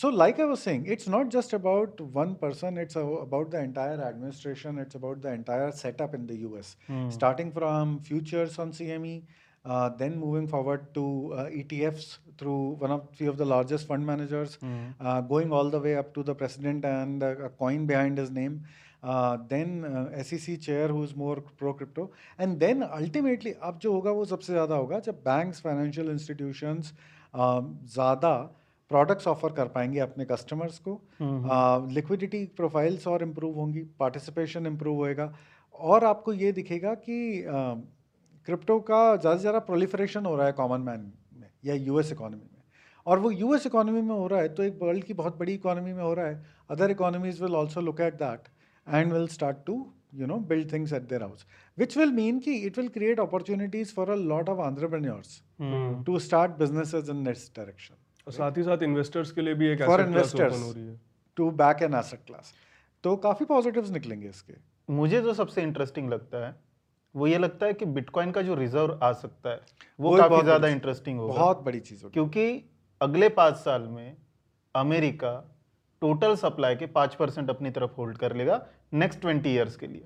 अब जब अमेरिका ये चीज करेगा और जैसे ये बात निकली उसके बाद ऑलरेडी यूरोप में, ऑस्ट्रेलिया में, सब जगह बाकी discussion सब चालू जगह है. पर हाँ. बिटकॉइन रिजर्व के बारे में बात करना शुरू हो गया. हाँ. तो अगर यही देखकर फर्स्ट वर्ल्ड की कुछ और कंट्रीज भी आ जाती है तो इजीली टोटल सप्लाई का 25-30% और टोटल सप्लाई जो 21 मिलियन की है उसमें से तो 5 मिलियन ऑलरेडी चले गए हैं, उनको हम रिकवर नहीं कर सकते हैं. 1 मिलियन तो सतोशी नाकामोटो के वॉलेट में पड़े हुए हैं, वो कभी हिलेंगे नहीं. राइट, अगर सतोशी आता है तो अलग बात है, बट चलिए मान के चलते हैं कि हिलेंगे नहीं. इसके अलावा काफी सारे बिटकॉइन लॉस हो गए. तो एक्चुअल जो इफेक्टिव नंबर है वो है 16 मिलियन. उसके कंपैरिजन में अगर आप पकड़ रहे हो कि अमेरिका 1 मिलियन बिटकॉइन अपने वॉलेट में होल्ड करेगा, बाकी की यूरोपियन कंट्रीज 1 मिलियन भी अगर पकड़ लेते, क्योंकि अमेरिका कर रहा है तो काफी इजीली ये बाकी की भी कंट्रीज कर सकती है. छोटे कंट्रीज 1-2 लाख भी खरीदना स्टार्ट कर दें. तो मुझे लगता है कि टोटल बिटकॉइन के सप्लाई का 30-40% तो यहीं पर ब्लॉक हो जाएगा अगले 20 ईयर्स के लिए. राइट, सेम चीज गोल्ड के साथ हुई, जो गोल्ड के साथ हुई. नेक्स्ट जो 20-30% है मुझे लगता है कि ब्लैक रॉक जैसे जो बड़े फंड मैनेजर है वो ब्लॉक कर लेंगे. एक्चुअल जो फ्लोटिंग मार्केट का जो सप्लाई होगा वो इतना कम हो जाएगा कि जो अभी हमें सोचने में लगता है ना कि 1 मिलियन, मुझे लगता है 1 मिलियन का भी नंबर छोटा है, उससे कई गुना हम आगे निकल सकते हैं. शायद ये जो आज इजीली बोल देते हैं कि 1 बिटकॉइन मेरे पास है या 1 बिटकॉइन मैंने बाय किया, सेल किया, वो भी एक बहुत बड़ी बात हो जाए, बड़ी चीज हो जाएगी. हो सकता है ये. I would completely agree with all the points that I stated here. In realm of possibility ये सारी चीजें हैं, क्योंकि होता क्या, जब तक प्राइस पहुंचता नहीं है तब तक आपको लगता है नहीं पहुंच सकता. और शायद वो ये उस धीरे तरह धीरे से चेंज होती जाती है. मे भी उस तरह से बनता है जैसे हम बोलते हैं कि हमारे दादाओं के पास 100 एकड़ जमीन थी. 100 एकड़ जमीन सुनना बहुत बड़ी बात है. उस टाइम पे उनके लिए वो एक मामूली चीज थी, बेच दी, खरीद ली, कोई इमोशनल अटैचमेंट नहीं था उस चीज से. और अब जो मुझे सबसे ज्यादा इंटरेस्टिंग चीज लग रही है और मेरी बहुत नजर है उसके ऊपर कि ये होगा या नहीं होगा, गूगल, माइक्रोसॉफ्ट, अमेजॉन ये और फेसबुक, ये 4 जो बड़ी कंपनीज है ना, ये क्या करेगी? इनकी ट्रेजरीज में ऑलरेडी ये डिस्कशन बात चल रही है. उनके शेयर होल्डर्स उसके बारे में वोटिंग करने वाले हैं. आई गेस माइक्रोसॉफ्ट का तो अप्रैल में उसके ऊपर वोटिंग भी होने वाली है. Microsoft and Amazon, so Amazon shareholders asked the board to discuss this. Microsoft का बोर्ड पे एक्चुअली ये डिस्कशन हुआ, and for now this was about few weeks before Trump election. I guess नवंबर में ये हुआ था. अक्टूबर में हुआ था, क्योंकि नवंबर फर्स्ट वीक में इलेक्शन था, उससे पहले हुआ था. आई थिंक उसमें भी 2-3 फैक्टर बड़े प्ले होते हैं. पहला तो ये है कि स्टॉक मार्केट में हमेशा कंपनीज वो करना चाहेगी जिससे उनके शेयर प्राइस ग्रो करे. यस. और शेयर प्राइस किन चीजों से ग्रो करेंगे? ट्रेंड्स को फॉलो करके. यस. तो माइक्रो स्ट्रेटेजी ने एक एग्जांपल तो बना ही दिया वहां पर कि बिटकॉइन खरीदना ही अपने आप में एक बिजनेस बन गया उसका, तो काइंड ऑफ. तो ये एक चीज हो गई. दूसरा, जितनी बड़ी कंपनी होती है उनके पास खाली पड़ा कैश रिजर्व होता है. अच्छा, उसमें आपने देखा, ये काफ़ी अच्छा पॉइंट है. मैं पढ़ रहा था इसके बारे में, तो अमेजॉन के शेयर होल्डर्स ने जब ये बोला था कि कंसिडर करो, तो उसमें जो लॉजिक दिया हुआ है वो ये दिया हुआ है कि look, this is N inflation hedge. यानी अगर आपके बुक्स पे कैश पड़ा है, अच्छा इतनी बड़ी कंपनी चला रहे हो, आपको बुक्स पे कैश भी लॉजिक था. हाँ, कैश तो रखना पड़ेगा. कैश आपकी बुक्स पे पड़ा हुआ है, इन्फ्लेशन इतना है कि कैश डिफ्लेट हो रहा है. मतलब आप कैश से X यूनिट्स बाय कर सकते हो किसी चीज़ की, या कोई चीज़ एक्स यूनिट्स बाय हो रही है पर अब Basically- बिकॉज वो महंगी हो गई तो आप ज़्यादा पैसा लगेगा, तो आपको कोई ऐसी चीज़ चाहिए जो उसको काउंटर करे, यानी Preserve उससे कर तेजी सके। से भागे। तो फिर आप क्या करते हो, आप ऐसा एसेट जाके खरीदोगे जो सबसे ज़्यादा इन्फ्लेट हो सकता है प्राइस में, ताकि वो आपके पूरे बेस पे, जैसे उन्होंने कहा था हम 5% बिटकॉइन खरीदेंगे, यानी 95% नहीं खरीदेंगे, हाँ, तो उसको अब वो पूरे इन्फ्लेशन तो उसको पूरे 100% पे कैप्चर करना है ना। तो 5% उनको ये लगता होगा कि बिटकॉइन में इतना मूव हो सकता है कि इस 5% मेरी कैपिटल पे इतना रिटर्न आ जाएगा कि मेरी जो बची हुई 95% कैपिटल है उसका भी इन्फ्लेशन वो पे सेफ हो cover कर जाएगी, लेगा, cover कर कवर हो देगा। जाएगी, राइट। और ये कैश छोटा मोटा है नहीं ना कि ये 2 लाख कैश पड़े हैं, 5 इंडस्ट्री लाख। के लिए बहुत सिस्टमैटिक और बहुत बड़ा मेटा cash। में 75 बिलियन पड़े हुए हैं, हाँ, उसमें से समझिए 5% भी अगर मार्केट में आ गए तो कितना बड़ा अमाउंट है। अच्छा, आज पड़े हुए ना, उनकी समय के अर्निंग्स साथ भी तो ग्रो हैं, होता जाएगा। Every quarter it will keep growing, right? So you have a systematic pipe of money which is continuously adding to the asset. ऐसी कितनी बड़ी बात है कि इतनी बड़ी बड़ी कंपनीज जिनके शेयर होल्डर्स और इन्वेस्टर्स बहुत ट्रेडिशनल होते हैं, हाँ, बड़े बड़े एसेट मैनेजर्स होते हैं या एचएनआईज होते हैं जो बहुत ट्रेडिशनल सोच वाले लोग होते हैं, वो भी अब अपनी कंपनीज को बोल रहे हैं कि यार तुम्हारा खाली पड़ा कैश है, इससे अच्छा इसको डॉलर की जगह किसी अच्छी चीज में डालो। हाँ, तो वो एक नजरिया धीरे धीरे डेवलप होता जा रहा है। क्योंकि हम लोग एक ऐसे साइकिल में थे ना, ग्लोबल मैक्रो इकोनॉमिक साइकिल ऐसी है जहाँ पे कि inflation is a big worry. 2008 के बाद ये बहुत बड़ा हाँ, प्रॉब्लम। 8 के बाद और वेरी प्रोनाउंस्ड आफ्टर 2020। यस, जिस तरह से मनी प्रिंटिंग हुई है। हाँ, आई थिंक दुनिया के लिए एक अच्छा कदम भी हो सकता है जहाँ पे मे बी यूएस की जो मोनोपोली है डॉलर के ऊपर वो भी शायद थोड़ी ब्रेक हो, और मे बी शायद इसी वजह से वो आगे जाके इसको अडॉप्ट करना चाह रहे हैं ताकि इसमें भी वो पावरफुल रह पाए। देखिए ये तो क्लियर है कि दूसरा पॉइंट तो मतलब they are doing it as they are not favouring anyone. वो क्रिप्टो इंडस्ट्री को कोई फेवर नहीं कर रहे, ना ही वो किसी और को फेवर कर वो आने वाली चीज में अपने यहाँ जमाना चाह रहे हैं पावर। रहे। और वही वो खुद रीजन का होना फायदा भी चाहिए, करना क्योंकि चाह फेवर क्या है, कभी भी चला जा सकता है ना। उनका फायदा अगर हो रहा है तो वो बने रहेंगे हाँ, उसमें। किसी और का फायदा अगर किसी चीज में है तो वो बना रहेगा, तो उनको दिख रहा होगा ना कुछ। तो क्लियर ही है कि वो डोमिनेट करना चाहते हैं, they have said it very openly. और क्लियर ही है कि उनको ये लग रहा है कि ये ट्रेंड्स स्टिकी ट्रेंड्स हैं, तो अब इनमें हमें इन्वेस्ट करना पड़ेगा, because they are investing in it, अब टाइम, तो एनर्जी, मनी। काफी सालों से टाइम टेस्टिंग भी हो चुकी है, अब तो 15 साल अब तो almost। टेस्ट हो चुका है, हाँ। Time testing. इसी के साथ एक फॉलो अप सवाल मेरा था कि अब ट्रम्प की तो अपन ने बात कर ली, दुनिया के सबसे बड़ी इकोनॉमी के प्रेसिडेंट की। हाँ, अब दुनिया का सबसे अमीर आदमी इलॉन मस्क, मतलब एक तरफ दुनिया की सबसे अमीर इकोनॉमी, दूसरी तरफ दुनिया का सबसे अमीर आदमी, दे आर दोनों बोथ दोनों प्रो क्रिप्टो हैं। हाँ, तो इलॉन के ऊपर भी स्पेसिफिकली आपका मतलब क्या view? I think he has shown पहले से ही that he is very bullish on Bitcoin. I think 2020 में he was really bullish on Bitcoin. अब लोगों ने ये कहा कि जब प्राइस नीचे आ गया तो उन्होंने बेचा, वो तो बेचेंगे तो, या फिर हेज करेंगे, क्योंकि ऐसा तो नहीं होता है कि आप प्राइस गिर रहा है और आपका पैसा लगा हुआ है, आप ये this is investment, right, this is not ideological commitment. Trading और लॉन्ग टर्म विजन दोनों में फर्क दोनों होता में है। अलग अलग होता है। But overall he has been looking at this for 4-5 years. He has consistently said positive things about the space. और मुझे लगता है कि पेमेंट्स को कंबाइन करके, सोशल मीडिया और पेमेंट्स को कंबाइन करके कुछ काफ़ी अच्छा किया जा सकता है। और वहाँ पे क्रिप्टो का इन्वॉल्वमेंट काफ़ी स्ट्रांग हो सकता है। तो I won't be surprise if something comes up. The reason he is getting so much into crypto and particularly Dogecoin, I wouldn't be surprised if there is some link that comes up between, over a period of time, they try to use Doge as a method of payment on Twitter or some other way. This is again, I'm speculating. Speculation. I don't know, but I'm just trying to add 2 and 2 and see if it leads me somewhere. This is one thing is quite clear, that he is also pro crypto and he is also saying that, look, this is here to stay. I want to see how I can align myself to this space. Right? और इसमें I think Elon Musk का opinion इसलिए मेरे हिसाब से matter करना चाहिए क्योंकि हिस्टोरिकली उन्होंने ये चीज़ प्रूव करी है कि उन्होंने जो लॉन्ग टर्म ट्रेंड्स है, डेकेड लॉन्ग ट्रेंड्स है, उन्होंने He has पकड़े got हैं। them very nicely, right? तो जहाँ पे आज डिजिटल पेमेंट्स इतनी बड़ी चीज़ हो गई, उन्होंने पेपाल कब का बना के बेच भी दिया। हाँ, उसके बाद स्पेस एक्सप्लोरेशन के अंदर, इलेक्ट्रिक व्हीकल्स के अंदर 2008 में there was not so much noise about electric. उस टाइम पे कोई अर्जेंसी नहीं थी कि हमें जरूरत भी है इस चीज़ की, बट उन्होंने तब बनाया, तब जाके आज है वो चीज़। हाँ, तो he's been sort of bellwether in a lot of things. Visionary रहे हैं वो उस चीज़ में। अच्छा, ये सारी बिटकॉइन की बातें हो गई, पर रिटेल इन्वेस्टर बिटकॉइन थोड़ी खरीदता है, वो तो मीम कॉइन खरीदता है। What do you think about meme coins? क्या वो रहने वाले हैं या एक फैड है जो लोग अभी ट्रेड कर रहे हैं और वो चला जाएगा? तो देखिए, हमने याद है थीम्स की बात करी थी कि हर बुल साइकिल या हर मार्केट की एक थीम होती है। तो इस बार की थीम इंस्टीट्यूशनल अडॉप्शन तो है ही, पर मुझे ये भी लग रहा है कि इस बार की थीम मीम कॉइन्स भी हो सकती है। तो टॉप हैवी बॉटम हैवी, है ना, ये थीम हो सकती है। अब बॉटम हैवी में मीम कॉइन्स में जैसे ट्रम्प वाज अ कॉइन जिसमें काफ़ी एक्टिविटी थी, वीकेंड पे लॉन्च हुआ और what a stellar launch, right, heavy volumes on day one. अब मीम कॉइन्स के साथ एज अ यहाँ पे दो पार्ट्स हैं, there are two faces to this coin like every. From a trader's point of view it's very exciting, क्योंकि काफ़ी वॉल मिलेगी, काफ़ी ऊपर यू नो वॉलेटिलिटी होगी, मूवमेंट तेज़ी से होगा, पैसा बनाने की अच्छी अपॉर्चुनिटी है। But you have to be very careful because you know कि इन चीज़ों के पीछे this is more on based on popularity, इसके पीछे फंडामेंटल नहीं है कुछ। This is meme by name, it's a meme coin, right. तो इसके पीछे कुछ ये नहीं है, ये ज़ीरो भी हो सकता है। और यहीं पे मुझे लगता है लोगों को बहुत केयरफुल होने की ज़रूरत है कि कभी खूब सारे मीम कॉइन्स आएंगे, उनको आप ऐसे ना ज्वाइन करें कि अच्छा मेरे दोस्त ने उसमें इतना पैसा बना लिया तो अब एक्स चीज़ में तो मैं वाई चीज़ में इतना पैसा बना लूँगा। ये ज़ीरो भी हो सकती हैं। और यहीं पे मुझे लग रहा है कि ट्रेडर्स और इन्वेस्टर्स को काफ़ी केयरफुल रहना चाहिए। तो केयरफुल रहिए, पर हाँ, अपॉर्चुनिटी इज़ गुड। तो I would say from a trading point of view they are exciting.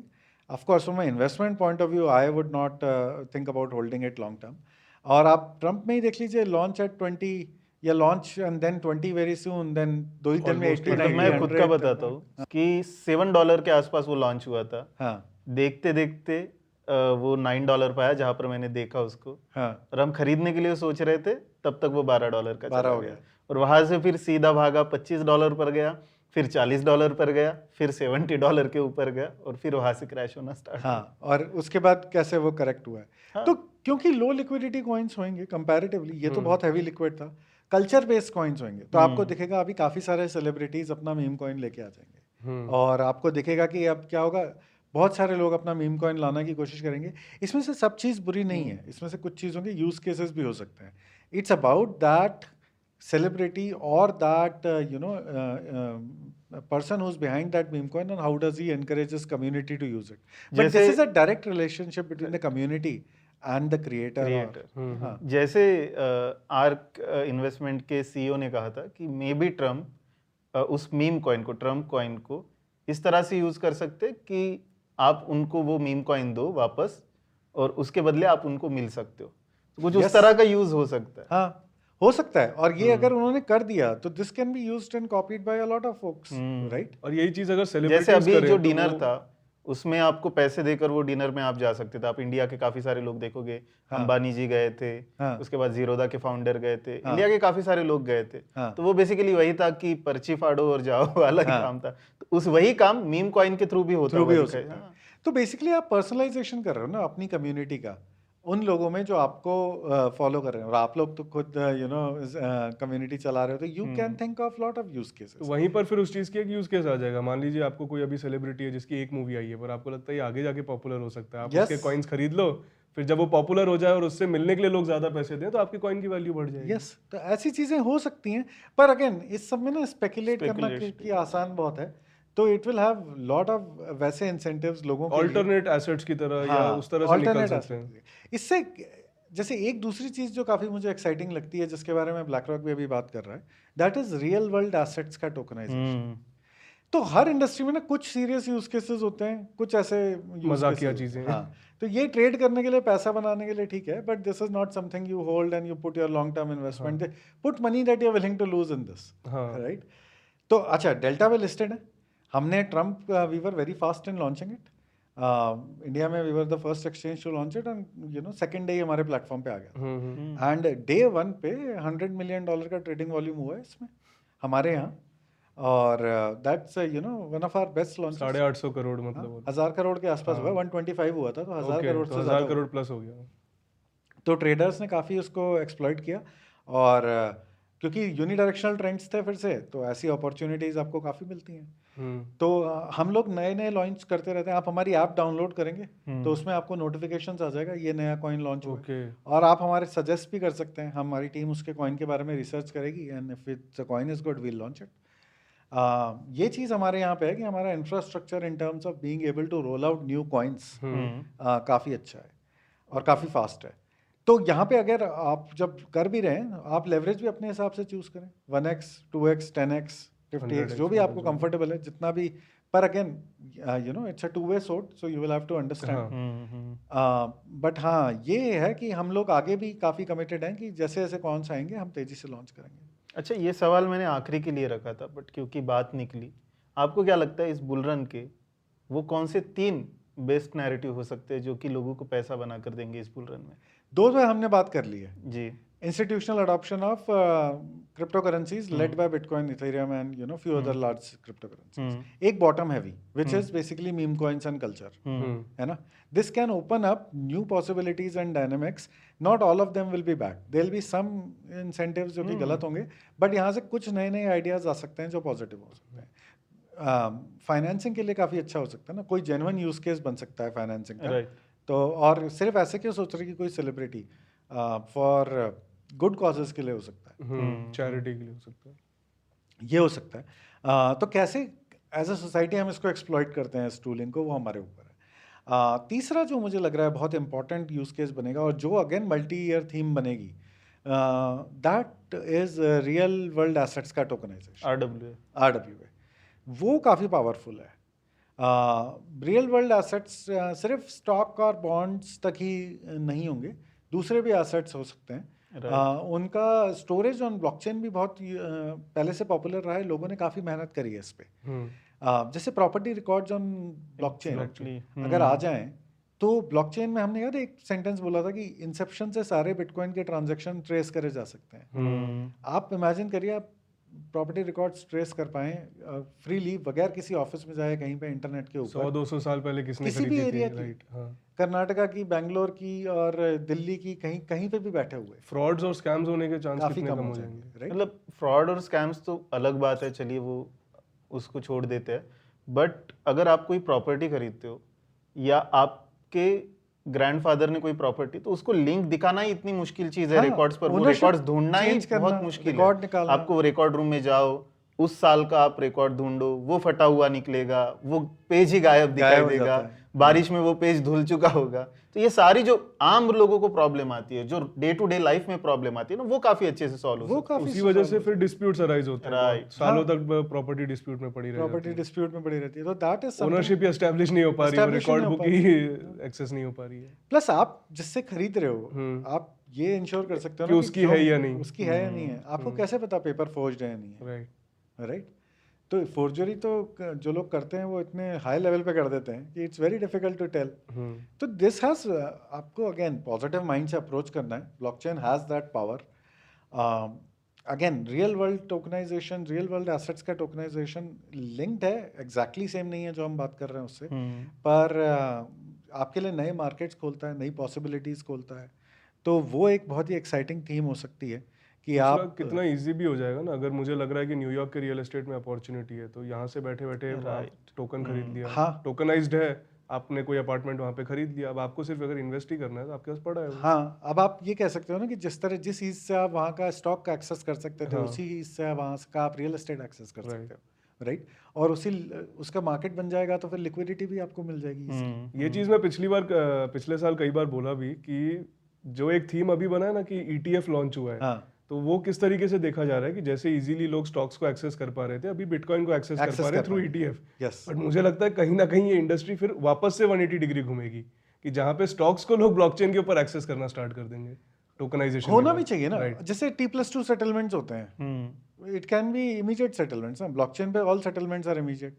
जैसे हमारे यहाँ मार्जिनिंग होती है, that is real time margining, because जो हमारे यहाँ रिसीविंग की विंडो है वो रियल टाइम है। क्रिप्टो में चलिए हमारे यहाँ INR है, पर जनरली वर्ल्ड में ग्लोबली जो क्रिप्टो का मूवमेंट है वो तो रियल टाइम है। तो आप रियल टाइम मार्जिनिंग और ये सब बहुत इजीली कर सकते हैं। तो होता क्या है, आप ट्रेडिशनल फाइनेंस में भी कुछ चीज़ें कर सकते हैं, पर एक लेगेसी होती है, एक तरीके से चीज़ें हो रही हैं तो वो चेंज होने में लिमिटेशंस भी होती है। फिर कैटलिस्ट आता है कुछ, तो सिस्टम पूरा चेंज होता है, राइट? तो ये तो मैं असर्शन से एग्री करता हूँ कि सिर्फ ऐसा नहीं होगा कि crypto will take the best of equity world. Equity world will also look to take, buy properties which are good and things which will help it increase the proliferation. For example, 24/7 trading. अभी हमारे exchange पे trading होती है 24/7, which means कि all days of the week, Saturday, Sunday included, which means round the clock, which means अगर कोई भी event आ गया या न्यूज़ आ गई और आपको अपनी पोजीशन या एक्सपोजर या रिस्क चेंज करना है, आप तो तुरंत आपको कर अगले सकते दिन मार्केट ओपन का वेट नहीं करना। हम्म, वीकेंड पे कोई न्यूज़ आ गई and you have big exposure, you will have to wait for 48 hours for markets to open up and adjust your exposure. वो गैप अप गैप डाउन का सीन ही खत्म हो जाएगा। What does it do? This gives rise to unorganized trading, जिसको आप कहते हैं ना ब्लैक मार्केट, ग्रे मार्केट में हो रहा है, ये डब्बा हो रहा है। ट्रेडिंग। क्यों हो रहा है? क्योंकि वहाँ रियल मार्केट नहीं है ना। Right. तो क्या होता है, प्राइस इमीडिएटली रिएक्ट करता है और जो होना होता है वो इमीडिएटली हो जाता है। उससे क्या होता है, प्राइस डिस्कवरी अच्छी होती है। तो people in Chicago school and all these, जहाँ पे काफ़ी इस पे इकोनॉमिक रिसर्च होती है प्राइस मूवमेंट के बारे में, they have been proponents of 24/7 trading for a while now. तो इनके एडवांटेजेस हैं। एंड जो हम पहले बात कर रहे थे कि यू नो आपके स्टॉक्स एंड बॉन्ड्स अगर टोकनाइज हो गए या दूसरे एसेट्स टोकनाइज हो गए, उनकी स्टोरेज भी तो ईजी हो जाती है। अभी आपका डीमैट में स्टॉक्स का स्टोरेज ईजी है, पहले कितना डिफिकल्ट होता था, राइट? मैं वही पॉइंट अभी बोलने वाला था कि जैसे आज वो सोच करके आज की जनरेशन को लगता है कि पहले कैसे फिजिकली शेयर्स स्टोर होते होंगे, मे बी शायद 20 साल बाद लोगों को लगे कि ये कौन सा समय था जब रात को ट्रेड नहीं ले सकते थे, सुबह फिर मार्केट खुलने का वेट करते थे। प्रॉपर्टी के पेपर आप मतलब कहाँ फिजिकल, आज भी फिजिकली रखते हैं, आज भी कैसे है, अब बस आपके पास डिजिटल कॉपीज होती हैं, राइट। तो पहले तो multiple stock exchanges were there in the country, हर स्टेट बहुत ही में अलग होता फ्रैगमेंटेड था। टिल 90s बॉम्बे में प्राइस मूव हो जाता था, दिल्ली में नहीं होता था। So people pick up the phone and call कि वो सब चीजें चलती थी, चेन्नई से खरीद लो, इधर से इधर से खरीद लो, उधर से खरीद लो, राइट? तो अभी भी पुरानी स्टॉक एक्सचेंजेस की बिल्डिंग्स हैं, आपको दिख जाएगा छोटे शहरों में स्टॉक एक्सचेंज बिल्डिंग चलती नहीं है, right, but they have just kept it and it's a good relic to have कि यहाँ पे गया था heritage. But that was the low latency trading of that time, phone पे। तो high frequency trading of that time, scalping. yes. So look, these are the three themes that I think the space will evolve around, and those, all three of them are very different directions, which means that there'll be very little overlap and different set of people working, which means कि आपके ज़्यादा से ज़्यादा लोग काम करेंगे industry में, which is what you want. अलग अलग डायरेक्शन में इंडस्ट्री सोचे, एक ही डायरेक्शन नहीं, सिर्फ ETF अकेला होगा ना, तो होगा क्या कि you know the entire industry will be कि यार बस यही हो रहा है और कुछ नहीं हो रहा। अलग अलग चीज़ें जब खुलती हैं तो overall industry grows in every direction, it creates multiple more opportunities. Ankit, तुम्हें क्या लगता है कौन सी 3 थीम होगी? 3 थीम तो सबसे पहला तो ऑब्वियसली मुझे लगता है AI, क्योंकि AI सिर्फ क्रिप्टो में नहीं, पूरी दुनिया में ही अभी आप कह सकते हो फास्टेस्ट ग्रोइंग इंडस्ट्री है या फास्टेस्ट इवॉल्विंग इंडस्ट्री है। तो उसी के जो एप्लीकेशंस क्रिप्टो को यूज करके बनाए जा रहे हैं, आई थिंक वो एक काफी बड़ी चीज यहाँ पर निकल के आने वाली है। Second, again tokenization. अब क्रिप्टो के अंदर क्या होता है ना कि नए नए वर्ड आ जाते हैं, उनको नए नए थीम बना दिया जाता है। अभी जैसे रिसेंटली मैं देख रहा हूँ कि पिछले साल तक RWA बहुत बोलते थे, आजकल उसी चीज को बस टोकनाइजेशन नाम देके बोलना स्टार्ट कर दिया है। दोनों इन द एंड चीज सेम ही है कि कैसे आप रियल वर्ल्ड एसेट्स जिनकी ट्रेडिंग होती थी, इन्वेस्टिंग होती थी या ट्रांजेक्शंस होते थे, उनको और बेटर तरीके से इवॉल्व करके ब्लॉकचेन का यूज करके बेटर बना सको। तो आई थिंक वो प्रोजेक्ट्स काफी अच्छे उस मामले में काम कर सकते हैं। बाकी third, as such to be honest, मैं कोई और इंडिविजुअली नहीं देख रहा हूँ, बट उसके अंदर अगेन डीफाई, जो डिसेंट्रलाइज फाइनेंस है, कि अलग अलग एप्लीकेशंस जो डीफाई की आ रही है, वो काफी अच्छा काम कर रही है। मुझे लगता है AI जरूर चलेगा, बट AI में डिसेंट्रलाइज AI में कुछ प्रोग्रेस हो रहा है, उस वजह से नहीं चलेगा।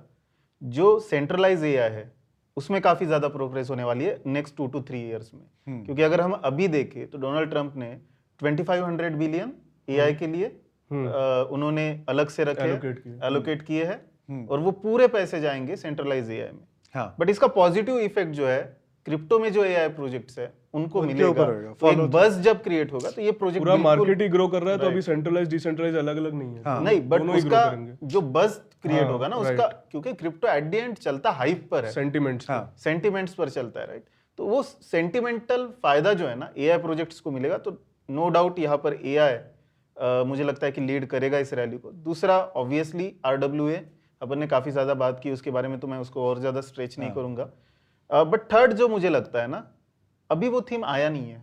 जैसे अगर मैं 2021 में बताऊं तो 2021 में जो थीम आया था मीम कॉइन्स का, अचानक से निकल के आया था। उससे पहले जो थीम आया था 2021 में ही जिसमें डिजिटल खेती की जा रही थी, क्या कहते हैं उस थीम को? Metaverse. मेटावर्स। मेटावर्स। तो वो अचानक से सरप्राइजिंग थीम थी। मुझे लगता है इस बार भी वही होगा। मे बी वो थीम एआई एजेंट हो सकती है, मे बी वो थीम कुछ और हो सकती है, पता नहीं, बट इस तरह की थीम बुल रन के एंडिंग में निकल के आएगी और मे बी वो थीम जो है लास्ट में जाते जाते सबसे बड़ा फायदा देकर जाएगी। अभी वो कौन सी थीम है वो नहीं पता। और नेक्स्ट हाँ। बुल रन की सबसे बात करने वाली चीज भी हो सकती मे है। बी। यूजुअली तो ऐसा ही होता है Right. कि साइकिल के एंड में वो ट्रेंड्स दिखते हैं, पर क्योंकि टाइम लगता है, market always, sentiment always runs ahead of the real work, so you need that time कि अच्छा थोड़ी बात हुई, उसके बाद 1-2 साल मिले जब उसने इंडस्ट्री ने एक्चुअली उस पर काम किया और फिर बड़ा हुआ। Metaverse was a big theme, there were video games that were coming and people were getting into virtual world and real estate बिक रही थी, Real बड़े बड़े estate, ब्रांड्स ने, हाँ। नाइकी और इन सब ने एडवर्टाइजिंग खरीदी थी अच्छा, उसके। गेमिंग की जो अपन ने बात की ना,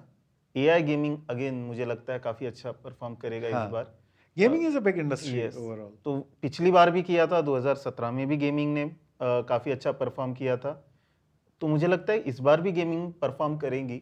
बट यहाँ पर एआई गेमिंग जो है ना वो काफी, और इसके ऊपर डोनाल्ड ट्रंप ने भी ऑलरेडी काफी अच्छा ट्वीट भी किया। उन्होंने नाम जो चेंज किया था, Kekius Maximus I guess, Elon Musk ने केकेएस मैक्सिमस हाँ। जो नाम चेंज किया था, और उसके ऊपर जो पेपे का ये लगाया था, और जहाँ Game खेल रहा पर था। गेम खेल रहा था वो। मुझे लगता है एआई गेमिंग एक अच्छी थीम हो सकती अच्छी है। theme ये हो छोटे क्लूज है जो पकड़ने की कोशिश कर रहा हूँ। Yes. गेमिंग हमेशा से क्रिप्टो में आई थिंक बड़ा थीम तो रहा है, क्योंकि yes. गेमिंग वो इंडस्ट्री है, वन ऑफ दोज इंडस्ट्रीज है जो टेक्नोलॉजी को सबसे पहले अडॉप्ट करती है, क्योंकि उसकी टारगेट ऑडियंस बहुत यंग होती है, टेक फ्रेंडली होती है।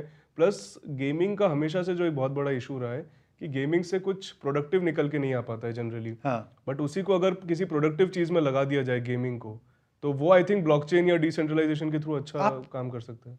क्रिप्टो का जो पेमेंट्स इंफ्रास्ट्रक्चर है उसको आप अपने गेम में इंटीग्रेट करके जो कंपोनेंट्स हैं जो उनको काफी हद तक रियल तो एक्चुअल रिवॉर्ड्स उसको बनाया जा सकता है। हाँ, जो जैसे एनएफटीज के साथ ये था, आपने कोई रेलिक कलेक्ट किया या सोर्ड कलेक्ट करी, that can actually be an NFT and you can withdraw it from the game, है ना, कि और it was one of a kind. जितने भी लोग शायद पॉडकास्ट देख रहे होंगे और जो गेमिंग करते होंगे या दे गेमर्स वुड बी होंगे, एबल टू रिलेट टू, उनको पता होगा कि ऑलरेडी अगर आप पीसी गेमिंग करते हो, तो काउंटर स्ट्राइक अगर आप खेलते हो या पबजी अगर आप खेलते हो, ऑलरेडी इसका एक बहुत बड़ा मार्केट है यस, स्टीम के ऊपर, जहाँ पे लोग गन की स्किन्स, हाँ, कॉस्ट्यूम्स खरीदते वगैरह हैं। वो सब बाय सेल करते हैं। अगर वो चीज़ एनएफटी में आ जाए तो काफी लार्ज स्केल पे, मैसिव स्केल पे वो ट्रेडिंग और वो सब चीजें हो सकती है हाँ, उसकी। और फिर उस पे को आप इंफ्रास्ट्रक्चर को वो कर सकते हो ना, एक पूरा पेमेंट से लिंक कर सकते पेमेंट से हो। लिंक कर सकते हैं, तो वो रियल वर्ल्ड रिवॉर्ड्स में भी कन्वर्ट हो, एक पूरी अल्टरनेट एसेट क्लास बन जाएगी। जैसे रिसेंटली हमने देखा वॉचेस, शूज, इन सब चीजों की एक पूरी एसेट क्लास Asset बन class चुकी बनी है, हुई है। वाइन की। तो इस तरह से कलेक्टर्स एक एसेट क्लास बन गई है, तो ये भी एक और ज्यादा इंट्रोड्यूस हो पाएगी रियल वर्ल्ड के अंदर, ना कि सिर्फ गेमिंग कम्युनिटी के अंदर। नहीं, ये थीम्स तो ब्रॉडर थीम्स हैं और ये प्ले आउट करेंगी। AI particularly very exciting, particularly what's going to happen out of the big few AI companies, that is something to be watching for, something one should watch out for. Not saying कि छोटी companies में नहीं होगा, वहाँ पे भी काफ़ी interesting use cases आएंगे, पर आई थिंक जिस तरह हम लोग इंटरेक्ट कर रहे हैं चीज़ों से, आपके things like your word document, your email, your normal phone and interactions, उन्हीं में आपको चेंजेस दिखने लगेंगे, और अब दिखने भी लग गए हैं, राइट? रिकमेंडेशंस, हाँ, आपने you- एक 2 वर्ड लिखे, आपको पूरी लाइन Tab बताना करके start आप कर मैं लिख के मेरे complete पर्सनल यूज में जो चेंज हुआ है मैं बताता हूँ। मैं पहले गूगल पे जाता था, हाँ। कोई भी चीज अगर मुझे जाननी होती है, हाँ, आज मैं जीपीटी चैट पे जीपीटी, जाता हूँ। हाँ। तो वो काफ़ी बड़ा वो फर्क काफी है। बड़ा चेंज मुझे लगता है प्लस कि मेरे वही personal चीज life अगर में आप ना भी जाओ चैट जीपीटी पे, गूगल खुद पहले एक एआई आपको रिस्पांस देता है और उसके नीचे सर्च रिजल्ट्स होते हैं। नहीं, तो AI as a theme it's going to 2-3 साल आई थिंक चैट जीपीटी को आए हुए हुए हैं, और अभी हम बिना चैट जीपीटी 3 साल में भी, पर बिना चैट जीपीटी के दुनिया इमेजिन करना मुश्किल हो गया है वेरी अभी। डिफिकल्ट। अच्छा, अपन ने बात की काफी ज्यादा 1x फ्यूचर के बारे में बात की, फ्यूचर के बारे में भी ओवरऑल बात की। हाँ, ऑप्शंस किस तरह से प्ले आउट कर रहे हैं क्रिप्टो में? क्या उतने लिक्विड है या नहीं है? करना सेफ है नहीं है? अगेन मैं लिक्विडिटी के हाँ, पॉइंट हाँ, ऑफ व्यू हाँ। से कह रहा हूँ। हाँ। क्या ऑप्शंस का हाल है अभी क्रिप्टो में? एक्चुअली ये पिछले पॉइंट से हमारे कनेक्टेड भी है। तो मार्केट की भी ना थीम्स होती हैं और ग्रोथ की साइकिल्स होती हैं। तो जैसे बिटकॉइन वैसे पहले कलेक्टर्स आइटम होता था 2008-10 में। राइट। कलेक्टर्स आइटम मैं उसको बोलूँगा जो कि कुछ लोगों को पसंद है और वो लोग आपस में ट्रेड कर रहे हैं। उसके बाद इसके मार्केट्स बनना चालू हुए 2012-13 में, यानी एक वेन्यू बनना चालू हुआ जहाँ पे कि एक पूरी ऑर्डर बुक बनेगी और लिक्विडिटी इनफ है स्पॉट एक्सचेंज के लिए। फिर मार्जिन मार्केट्स आए 13-14 में। यानी लोग बोरो करके बाय सेल कर रहे थे, उसको मार्जिन बोलेंगे। उसके बाद 17 में फ्यूचर्स आए, राइट, 17-18 में फ्यूचर्स आना शुरू हुए। अब जो बड़ी ग्रोथ आ रही है ना, अच्छा अब आ रही है ऑप्शंस की, और अब ऑप्शंस मार्केट आ रहे हैं, और अभी नहीं आ रहे, ये 2021 से चालू हो गया। 2021 फिर 22, every year you would see कि options market in crypto has grown continuously and has grown disproportionately. Okay, globally और India globally and even in India में अभी we are the only players who are offering options and we have had very good success with that. We are doing close to $1 billion a day on a good day in options, on an average day 800 million or so. Okay, तो काफी 800 अच्छी liquidity है। हाँ, तो अच्छी खासी liquidity है आपके पास, 6-8 हज़ार करोड़, 10 हज़ार crore, and we are very confident कि ये काफ़ी बड़ा हो जाएगा, क्योंकि इसकी ग्रोथ रेट बहुत अच्छी है। और रियलिटी ये है कि आपको अगर एसेट क्लास जो बड़ी होती है, again connecting to the previous point, कुछ इवेंट्स को आप हेज कर सकते हो फ्यूचर से, कुछ इवेंट को आप फ्यूचर से हेज ही नहीं कर सकते, राइट। जो इवेंट अनफोर्सिएबल है उनको आप प्रोटेक्शन के अलावा कैसे हेज करोगे? Insurance, put option is nothing but an insurance. Insurance तो आपको खरीदना पड़ेगा ना, सिस्टमैटिक जब आपका इतना बड़ा एक्सपोजर है तो you will need insurance for any unforeseeable events, right. तो ऑप्शंस मार्केट्स का ग्रो होने का केस तो बहुत फंडामेंटल है, ऑप्शंस मार्केट ग्रो भी बहुत हो रहे हैं।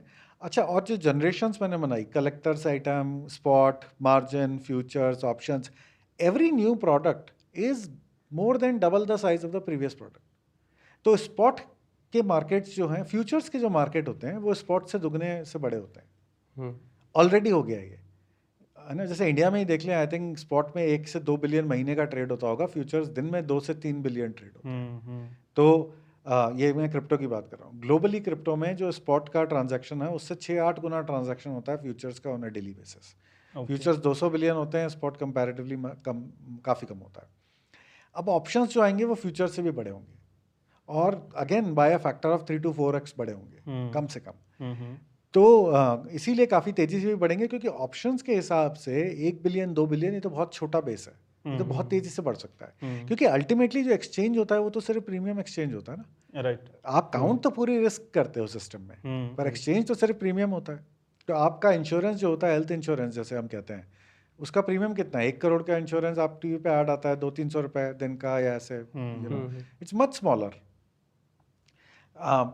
एक्चुअल नंबर्स पे मैं जाता हूँ तो बिटकॉइन में हमारे पास जो डेली ऑप्शंस हैं उनका प्रीमियम रहता है 0.5% अ डे के आसपास, ओके, 0.5% अ डे। तो अगर एक बिटकॉइन $1,00,000 का है तो $500 का प्रीमियम है। $500 का कैश एक्सचेंज हुआ, पर रिस्क जो एक्सचेंज हुई वो $1,00,000 की, अंडरलाइंग वैल्यू अलग है उसकी, अंडरलाइंग वैल्यू। तो that's how you count the exposure, right. तो coming back to your question, options is a market which is, अगर मैं थीमेटिक की बात करूं तो this is one of the themes that options markets will grow massively. They will grow, they will be the central theme. They were the central theme for 2023. They will be the central theme for 2024, sorry. They will be the central theme for 2025 and 26. Okay, तो अगले 2 साल आपको product innovation सबसे ज़्यादा options में दिखेगा,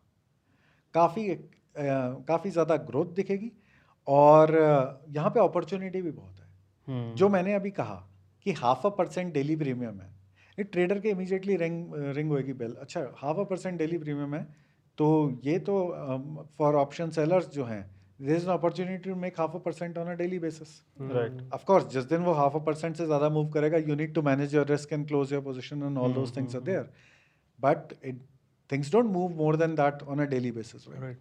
तो how do you systematically talk about it? You get into discussion about volatility, कि क्रिप्टो की इम्प्लाइड वॉलेटिलिटी जो कि ऑप्शन प्राइसिंग या प्रीमियम का मेन डिटर्मिनेंट होता है, वो 65% है। ट्रेडिशनल मार्केट्स या इक्विटी मार्केट्स की इम्प्लाइड वॉलेटिलिटी जो होती है वो 12 से 15% है। तो 4 to 5 टाइम्स द प्रीमियम है यहाँ पे। ओके, अच्छा, अब आपकी एक्सपायरी साइकिल क्या है? तो जैसे हमारे यहाँ डेली एक्सपायरी है, तो अगर आप डेली एक्सपायरी में ट्रेड कर रहे हो तो आप 0.5% का आप रोज ये सोच सकते हो कि यहाँ पे डेली प्रीमियम वो एक दिन का प्रीमियम हो गया, तो आपके पास जो कंपैरेटिव रिटर्न्स दूसरे मार्केट्स हैं वो तो यहाँ पे काफ़ी ज़्यादा मिल रहे हैं। क्यों मिल रहे हैं? क्योंकि रिस्क भी ज़्यादा है, इसीलिए मिल रहे हैं, फ्री में नहीं मिल रहे हैं, पर आप उसको मैनेज कर सकते हो। आपको एक और इंटरेस्टिंग फैक्ट बताता हूँ, ये जो ETF लॉन्च हुआ है ना यूएस में ब्लैक रॉक का, हम्म इस ETF का वो भी निकल चुका है। इस ETF के ऊपर ऑप्शंस भी ट्रेड होना चालू हो गए वहाँ पे। Okay yes, last year this happened. यहाँ जो इनका ऑप्शंस लॉन्च हुआ अबाउट 3-4 मंथ्स बैक, जो ऑप्शंस की जब डे वन पे जो ट्रेडिंग एक्टिविटी थी वो 1.4 बिलियन डॉलर्स की थी। यानी आईबिट जो उनका टिकर है उस ETF का, बिटकॉइन ETF का ब्लैक रॉक के, उस पे जो ऑप्शंस आए वो 1.4 बिलियन डॉलर ट्रेड हुए ऑन डे वन। और शॉर्टर डेटेड एक्सपायरीज निकाली है उन्होंने, 1 डे, 2 डे, 1 वीक, ओके और उसमें मैसिव लिक्विडिटी आ गई है। क्योंकि इतना वॉल्यूम तो डे वन पे हो रहा है, from a new product point of view this is very good. And again it's one of the most successful option product launches on first day. Okay liquidity की बात अगर हम करें तो मैंने आपको वॉल्यूम्स तो बता ही दिए। आप हमारे प्लेटफॉर्म पे देखोगे और गिव और टेक टॉप लेवल पे आपको 10 बिटकॉइन की लिक्विडिटी आराम से दिखेगी। That is close to $1 million in exposure, right? तो 8-10 करोड़ का नोशनल एक्सपोजर का आप ट्रेड लेवल 1 पे मार सकते हो। अब कई बार हमें लोग आके कहते हैं कि इसमें स्प्रेड आता है, और ये जैसे बिड ऑफर स्प्रेड है, $5 का, $8 का ऐसे स्प्रेड रहता है। हाँ वो बात है, पर आप प्रीमियम से उसको जब कंपेयर करोगे तो आपकी डेली एक्सपायरी पे अगर $8 का स्प्रेड है $600 के प्रीमियम पे, तो प्रीमियम परसेंटेज में तो वो बहुत कम लेस है देन ही। 1% है। पर स्पॉट के परसेंटेज में अगर देखोगे 1 लाख के एसेट पे आपका जो रिस्क एक्सपोजर में, जो इंश्योरेंस में आपका बाय सेल का स्प्रेड आ रहा है वो काफ़ी कम है। हाँ तो जो अपॉर्चुनिटी है वॉलेटिलिटी की, जो अपॉर्चुनिटी है वहाँ पे प्रीमियम की, वो मोर देन इसको कॉम्पनसेट करती है। फिर भी स्प्रेड अच्छा क्योंकि नया एसेट है ना और नए प्रोडक्ट हैं, तो लिक्विडिटी प्रोवाइडर्स भी थोड़ा अपनी तरफ बना के रखेंगे प्रोटेक्शन। वो नेचुरल है, क्योंकि ये मार्केट्स की लिक्विडिटी आप नहीं एक्सपेक्ट कर सकते कि जाके मैच्योर इंडिया, ये मैच्योर इक्विटी मार्केट जैसी हो जाएंगी। वो वो मैच्योर भी होते होगी, होते but मैच्योर time होगी, बट लगेगा। तब तक रिटर्न्स भी फिर मैच्योर हो जाएंगे। वो भी रिटर्न्स भी डिमिनिश हो जाएंगे ना। आपको उन मार्केट्स को मैच्योर होने में 20 साल लगे, 25 साल। यूएस मार्केट्स को मैच्योर होने में 70 साल लगे। अभी तक वहाँ डेरिवेटिव की रेगुलेशन चेंज हो रही है, आ रही है, राइट? तो ये तो जर्नी है, नेवर एंडिंग जर्नी है, और ये चलता रहेगा। चीज़ें इंप्रूव होती रहेंगी, एक एक आइट्रेशन में बेटर होती रहेंगी। और अभी क्या इनफ है पार्टिसिपेट करने के लिए? लॉन्ग स्टोरी शॉर्ट, यस काफ़ी है। लिक्विडिटी अच्छी है, डेप्थ अच्छी है, वॉल्यूम प्रोफाइल अच्छी है। मतलब इनफ लोग बाय सेल कर रहे हैं, तो आपको it's not just static liquidity, it's a dynamically changing liquidity. You can deploy algos on this. We have free APIs, we have free data, real time data हम फ्री में देते हैं, APIs हम फ्री में देते हैं। We encourage people to come and हमारे clients हैं, आप मतलब पाइथन क्लाइंट वगैरह हैं, यस यस। आप आराम से अपना API कनेक्ट करके अपनी स्ट्रैटेजीज डिप्लॉय कर सकते हैं। मतलब सिंपल में कहना है कि अगर इंडियन मार्केट क्लोज होने के बाद कोई ट्रेडर क्रिप्टो मार्केट में ऑप्शंस करना चाहता है तो आराम से कर ऑप्शन सकता है। मार्केट रेडी है इंडिया यस यस, हमारी तो एक्सपायरी भी 5.5 है, तो हाँ, सेम क्लैश नहीं करती। क्लैश नहीं करते। हाँ, तो आप 3:30 के बाद 2 घंटा ब्रेक लीजिए और नेक्स्ट एक्सपायरी में स्टार्ट हो जाइए। एक्सपायरी पे और चालू। इनफैक्ट क्रिप्टो मार्केट तो एक्टिव भी रात को रहता है ज़्यादा। हाँ, रात को एक्टिव रहता है। तो और यहाँ पे भी हमने काफ़ी इंटरेस्टिंग चीज़ें देखी हैं। जैसे वी हैव सीन, जब इवेंट्स होते हैं तो लोग काफ़ी इंटरेस्ट आता है ऑप्शन बाइंग का अराउंड इवेंट्स। जब मार्केट थोड़ा कंसोलिडेट करता है तो we see traders moving towards option selling. तो ये और काफ़ी एक्सप्लॉइट करते हैं ट्रेडर्स डेली मैच्योरिटीज़ को, क्योंकि अच्छा टाइम कम होने से ना रिस्क मैनेजमेंट ईजी हो जाता है, इजी हो जाता है, राइट। क्योंकि एक्सपायर आप सर्टेनिटी ज़्यादा ना।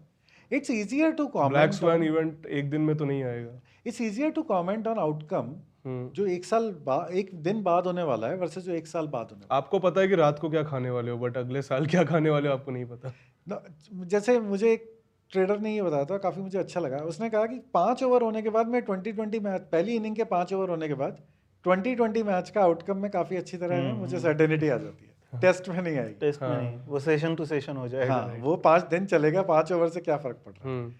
तो आपका daily expiry versus monthly expiry में यही फ़र्क है। 3 घंटे निकलने के बाद आपको पता आज लग जाएगा कि कल कितना वो मूवमेंट होने वाला है। पर 1 महीने बाद क्या होने वाला है, there is so much news that can come in, there is so much price action that can change. तो इंटरेस्टिंग एनालॉजी आई थॉट। और again I would say research important है। यहाँ पे रिसर्च करिए, प्राइस एक्शन की research करिए, और market में न्यूज़ क्या फ्लो हो रही है वो रिसर्च करिए। We have our resources on research हमने काफ़ी वहाँ पे मेहनत करी है ट्रेडर्स के लिए। हमारी वेबसाइट कुछ पे एजुकेशनल भी आपने बनाया है? हमारा यूट्यूब चैनल है, ओके। वहाँ पे हमारी टीम कंटिन्यूसली बात करती है इन चीज़ों के बारे में भी। क्रिप्टो में न्यूज़ फ्लो कैसा है, क्रिप्टो में इवेंट फ्लो कैसा है। इवेंट फ्लो मतलब जैसे Trump inauguration was an event, election was an event, ये important events for crypto. Fed का जब भी रेट अनाउंसमेंट होता है that's an important event for crypto, right. Because हर asset class के लिए हर important है एसेट वो। क्लास के लिए। तो उस टाइम पे आपको इन इवेंट्स के अराउंड प्राइस मूवमेंट काफ़ी होता है, वॉलेटिलिटी काफ़ी होती है। तो आप हमारे यूट्यूब चैनल पे जाएंगे तो वहाँ पे जो कंटेंट है that will help you learn about our product, that will help you learn about our market, this market, उसको फॉलो करिए। वरना हमारी साइट पे हमारा ब्लॉग वगैरह भी है, उस पर भी काफ़ी कंटेंट है। वरना आप जैसे लोग कंटेंट बना रहे हैं उसको फॉलो करें, पर यहाँ न्यूज़ फ्लो को फॉलो करें। प्राइस एक्शन का आपको अपने आप डायरेक्शन थोड़ा समझ में आने लग जाएगा। अपन ने लिक्विडिटी की बात करी तो एक सवाल मेरे दिमाग में अभी रैंडमली आया कि ये चीज़ एक काफ़ी पॉपुलर ओपिनियन है, अब ये कितना सही है या नहीं वो आप बेहतर बता पाओगे क्योंकि आप ऑलरेडी एक एक्सचेंज हो, राइट? तो ग्लोबल एक्सचेंजेस का इस तरीके से माना जाता है और काफ़ी एनालिसिस भी लोग करते हैं लिक्विडेशन लेवल्स का, हाँ, कि ग्लोबल एक्सचेंजेस में बिटकॉइन हो गया, इथीरियम हो गया या और भी कोई कॉइन्स हो गए, उनके कहाँ पे किन लेवल्स पर मेजर लिक्विडेशन लेवल्स हैं बड़े ट्रेडर्स के या मेजॉरिटी ऑफ ट्रेडर्स के। और ये काफ़ी माना जाता है, ये क्या है मुझे तो नहीं पता, बट ग्लोबल बड़े एक्सचेंजेस कोशिश करते हैं कि लिक्विडेशन लेवल्स ऊपर और नीचे की साइड ब्रीच होते रहें ताकि ट्रेडर्स लिक्विडेट होते रहें। और ये कॉन्स्पिरेसी काइंड ऑफ बनाई गई है कि एक्सचेंजेस इस तरीके से ये चीज़ कराते हैं, तो इस पे आपका क्या टेक है? मतलब एक्सचेंजेस तो मुझे नहीं लगता ये कराते हैं, और आई वुड से यहाँ पे थोड़ा कॉन्स्पिरेटोरियल एंगल है इसमें, इस कमेंट में। तो एक्सचेंजेस को ऐसा कराने का कोई इंसेंटिव नहीं है, हाँ, राइट? ट्रेडिंग सिर्फ अगर ऐसे ही हो रही है कि आप प्राइस मूव करा रहे हो और ही ट्रेडिंग हो रही है तो मतलब आप कितना दिन कराओगे, राइट? तो ऐसे तो नहीं होता है। ओके। डीफाई प्लेटफॉर्म्स पे क्योंकि सब कुछ एक्सपोज्ड होता है तो फिर लोगों के लिक्विडेशन लेवल्स भी एक्सपोज होते हैं। सेंट्रलाइज प्लेटफॉर्म्स जहाँ पे 99% ऑफ एक्टिविटी है, हो सकता है मेरे नंबर गलत हो पर बल्क ऑफ एक्टिविटी वहाँ पे है, वहाँ पे तो एक्सपोज नहीं होते लिक्विडेशन लेवल्स, तो किसी को पता नहीं होते। अच्छा, इसको मैं ना रिबट भी करता हूँ। मान लीजिए एक एक्सचेंज है, उसको अपने लिक्विडेशन लेवल्स पता है, अब वो प्राइस मूवमेंट कराने की कोशिश कर रहा है, पर प्राइस सिर्फ उसके यहाँ थोड़ी मूव होएगा, फिर वो प्राइस तो CME पे भी मूव होना चाहिए ना। तो बिटकॉइन सिर्फ उसके पास थोड़ी ट्रेड हो रहा है। बिटकॉइन अब इतना वाइडली डिस्ट्रीब्यूटेड एसेट है कि उसका प्राइस मैनिपुलेट करना आसान नहीं है, और अगर आप प्राइस मैनिपुलेट कर ही सकते हो तो फिर ये करके क्यों करोगे, राइट? आप अगर और प्राइस better मैनिपुलेट चीजें कर सकते हो तो आप बहुत सारी चीजें कर सकते हो, आप राइट? खुद फिर बिटकॉइन खरीद के भगा दो उसको। हाँ, लिक्विडेशन वाला यूज केस क्यों एड्रेस करोगे? तो आई थिंक ये मे बी एक वो वाला एंगल हो सकता है कि मेरा ट्रेड लिक्विडेट हो गया तो एक्सचेंज ने हाँ, कराया ये है। थोड़ा एंगल वैसा है वहाँ पे, क्योंकि अगर एक्सचेंज के पास भाई प्राइस अल्टीमेटली आप लिक्विडेट हुए तो प्राइस हिला होगा, है ना? तो प्राइस हिला होगा मतलब एक्सचेंज प्राइस को हिला सकता है क्योंकि सब जगह प्राइस सेम है, तो इतना पैसा है उसके पास कि प्राइस मूवमेंट यानी प्राइस मैनिपुलेशन कर सकता है। पर अगर इतना ही वो कर सकता है तो सिर्फ आपको लिक्विडेट कराने की जगह वो सीधा मार्केट में बाय करके और फिर सेल और वो प्राइस मूव करा के आर्बिट्राज कर लेगा, बहुत चीजें करी जा सकती है अगर मूव कराया जा सकता है। सो ये थोड़ा सा कॉन्स्पिरेटोरियल एंगल है। डीफाई प्लेटफॉर्म्स जहाँ पे सब कुछ एक्सपोज होता है, पब्लिक में होता है, वहाँ पे लोगों को लिक्विडेशन लेवल्स पता लग जाते हैं लोगों के, और वहाँ पे हो सकता है कि दूसरे ट्रेडर्स या कम्युनिटी ये बड़े कोशिश करे, ट्रेडर्स जिनके पास हाँ, ज्यादा वॉल्यूम हो, कि अपनी पोजीशन इस हिसाब से करने की कोशिश करे कि जब प्राइस यहाँ आएगा या मैं प्राइस को लो लिक्विड एनवायरनमेंट में प्रेशर डाल के ला सकता हूँ क्या या नहीं ला सकता, तो जब यहाँ आएगा तो मैं बाय करने की कोशिश करूँ विक में, क्योंकि बड़ा लिक्विडेशन है तो विक आ सकता है, सप्लाई क्रिएट होगी। ये सब चीज़ें होती हैं। I don't think there is much particularly of with that. Having said that, हाँ, ऐसे अब डिपेंड करता है डीफाई का साइज कितना बड़ा है और कितने वहाँ पे लिक्विडेशन लेवल्स ओपन में है, कितना इंसिडेंस ऐसा हो रहा है। पर इतने बड़े एसेट पे ये $2 ट्रिलियन के एसेट की बात हो रही है, राइट? आपके 21 मिलियन का सप्लाई है बिटकॉइन का, 100,000 का प्राइस है। इतने बड़े एसेट पे प्राइस मैनिपुलेट करना बहुत डिफिकल्ट है, और 19 मिलियन तो उसमें से फ्लोट हो चुके हैं, राइट? फ्री फ्लोट जो है, और उसमें जो एसेट है वो काफ़ी, आप देखोगे टॉप 20% होल्डर्स के पास एक सब्सटेंशियल है, पर इतना नहीं है कि वो रख के प्राइस में और वहां पे दिखता भी नहीं है कि उनके वॉलेट में उतनी एक्टिविटी कुछ हुई हो कि वो मैनिपुलेट कर रहे हो, तो प्राइस ऐसा नहीं मैनिपुलेट करा सकते, और वो काफ़ी बड़े बड़े चैलेंजेस खोल देगा। तो this I would not do put too much thought और into आई it. थिंक इतने एक्सचेंजेस हैं तो कोई भी एक्सचेंज ऐसा काम करके अपने Credibility यूजर खराब बेस नहीं और करना क्रेडिबिलिटी तो चाहिए। खोना नहीं चाहेगा। कर सकता है तो टॉप 3-4 एक्सचेंजेस ही कर सकता है। हाँ जब टॉप 3-4 एक्सचेंजेस के पास अगर इतना पैसा है, क्योंकि बाकी जगह प्राइस नहीं मूव होगा ना। हम्म अगर वो वर्ल्ड में जो इतने हैं, CME अब बैठ के, CME is now become one of the largest exchanges in Bitcoin futures, या there are few other well known names जो काफ़ी बड़े हैं। वो अगर ये करेंगे उससे अच्छा बहुत दूसरी जगह अपनी एनर्जी दूसरे बेटर चीजें हैं। क्योंकि उनके पास तो छोटे कॉइन्स हैं, बहुत कुछ है, तो यू नो तो आई थिंक ये कॉन्स्पिरेसी ये इसको भी शुड है। रेस्ट कि ये नहीं है सच। ये प्रॉब्ली वही है कि रिस्क मैनेजमेंट आप अपना थोड़ा ज़्यादा सॉलिड रखिए, price it may be I think blame game वाली बात है कि अगर किसी ट्रेडर का लॉस हुआ तो एक्सचेंज की वजह से हुआ। हाँ, स्टॉप लॉसेस लगा के रखिए, प्राइस वायलेंट हो सकता है, किसी भी डायरेक्शन में जा सकता है, you have to be aware of that. Risk management, risk अपना मैनेज करिए और लेवरेज अपना मैनेज करिए उस हिसाब से जिस तरह के आपका व्यू है पोजीशन पे। अच्छा, शॉर्ट मेरे 3 सवाल है। हाँ, सबसे पहला सवाल है कि इस बुल रन का बिटकॉइन का आपका टारगेट क्या है? I am looking at somewhere in the vicinity of 200,000। मुझे लगता है 150 to 200 के बीच में is what I would say. Very difficult to comment on exact numbers, but this is where I would think it would land. Okay, मेरा second सवाल है, अपन last time जब मिले थे तब से लेकर अब तक काफ़ी हेल्थ आपने चेंज की है, आपकी फिटनेस जर्नी क्या थी वो? मैं काफ़ी मोटा हो गया था कोविड में, तो I had put on a lot of weight, और it was a bit of this thing कि अब थोड़ा वेट कम करना चाहिए। Sticking to basics, just discipline on food, diet, and getting regular exercise. It can be running, it can be gym, but I try to get some exercise on a daily basis. More regularity rather than a particular sophisticated kind of workout. 1-1.5 साल से अब मैं कर रहा हूँ, तो हाँ, I think that has helped me more than any kind of a diet or more than I just try to stick to balanced diet, simple घर की balanced diet. बट काफ़ी इम्प्रेसिव चेंजेस। Thank you. और third मेरा सवाल है, Satoshi Nakamoto कौन था? ये मुझे भी ये नहीं बाउंसर पता था। है। और मुझे ये लगता है जितना इसके नहीं पता हो, अब जैसा चल रहा है ठीक चल रहा है। हाँ। तो मेरे को लगता है obsessing about who was Satoshi और who is Satoshi, I think ना पता चले वो ज्यादा बेहतर है। पता चल गया तो वो पूरी मिस्ट्री खराब हो जाएगी, फिर हाँ। और उसमें स्पेकुलेशंस आ जाएंगे। हाँ हाँ, तो HBO डॉक्यूमेंटरी भी नहीं बना पाएगा। हाँ, तो ये I पूरी don't इंडस्ट्री spend- चल रही है उस पे अलग से। हाँ, मुझे पता नहीं है सर्टेनली, और कौन है, Just fun group of question था ये। पीपल। हाँ, थैंक यू, आप आए, काफ़ी अच्छा लगा और काफ़ी अच्छी हमने बातें की, काफ़ी सारी नई चीज़ें हाँ। हमें भी सीखने को मिली, और जो इस पॉडकास्ट को देख रहे होंगे उनको भी काफ़ी सारी नई चीज़ें सीखने को मिली होगी, I am sure. I am hopeful कि लोगों का कोई भी जो इसको सुन रहा है उनका टाइम वैल्यूबल की वैल्यू निकले इससे। तो आई थिंक that is what trader we- और इन्वेस्टर के पर्सपेक्टिव से तो हम रोज बात करते ही हैं, but as a part of industry आपका जो पर्सपेक्टिव था, आई थिंक वो काफी एक अच्छा पर्सपेक्टिव लोगों को देके जाएगा। नहीं, I am glad, thanks for calling me, and thanks for community में भी जो भी लोग इनको सुनेंगे, इसको सुनेंगे, I would like to thank them. और काफ़ी अच्छा लगा, मज़ा आया बात करके। Thank you thank you so sir, much. Thank you so much. Thanks.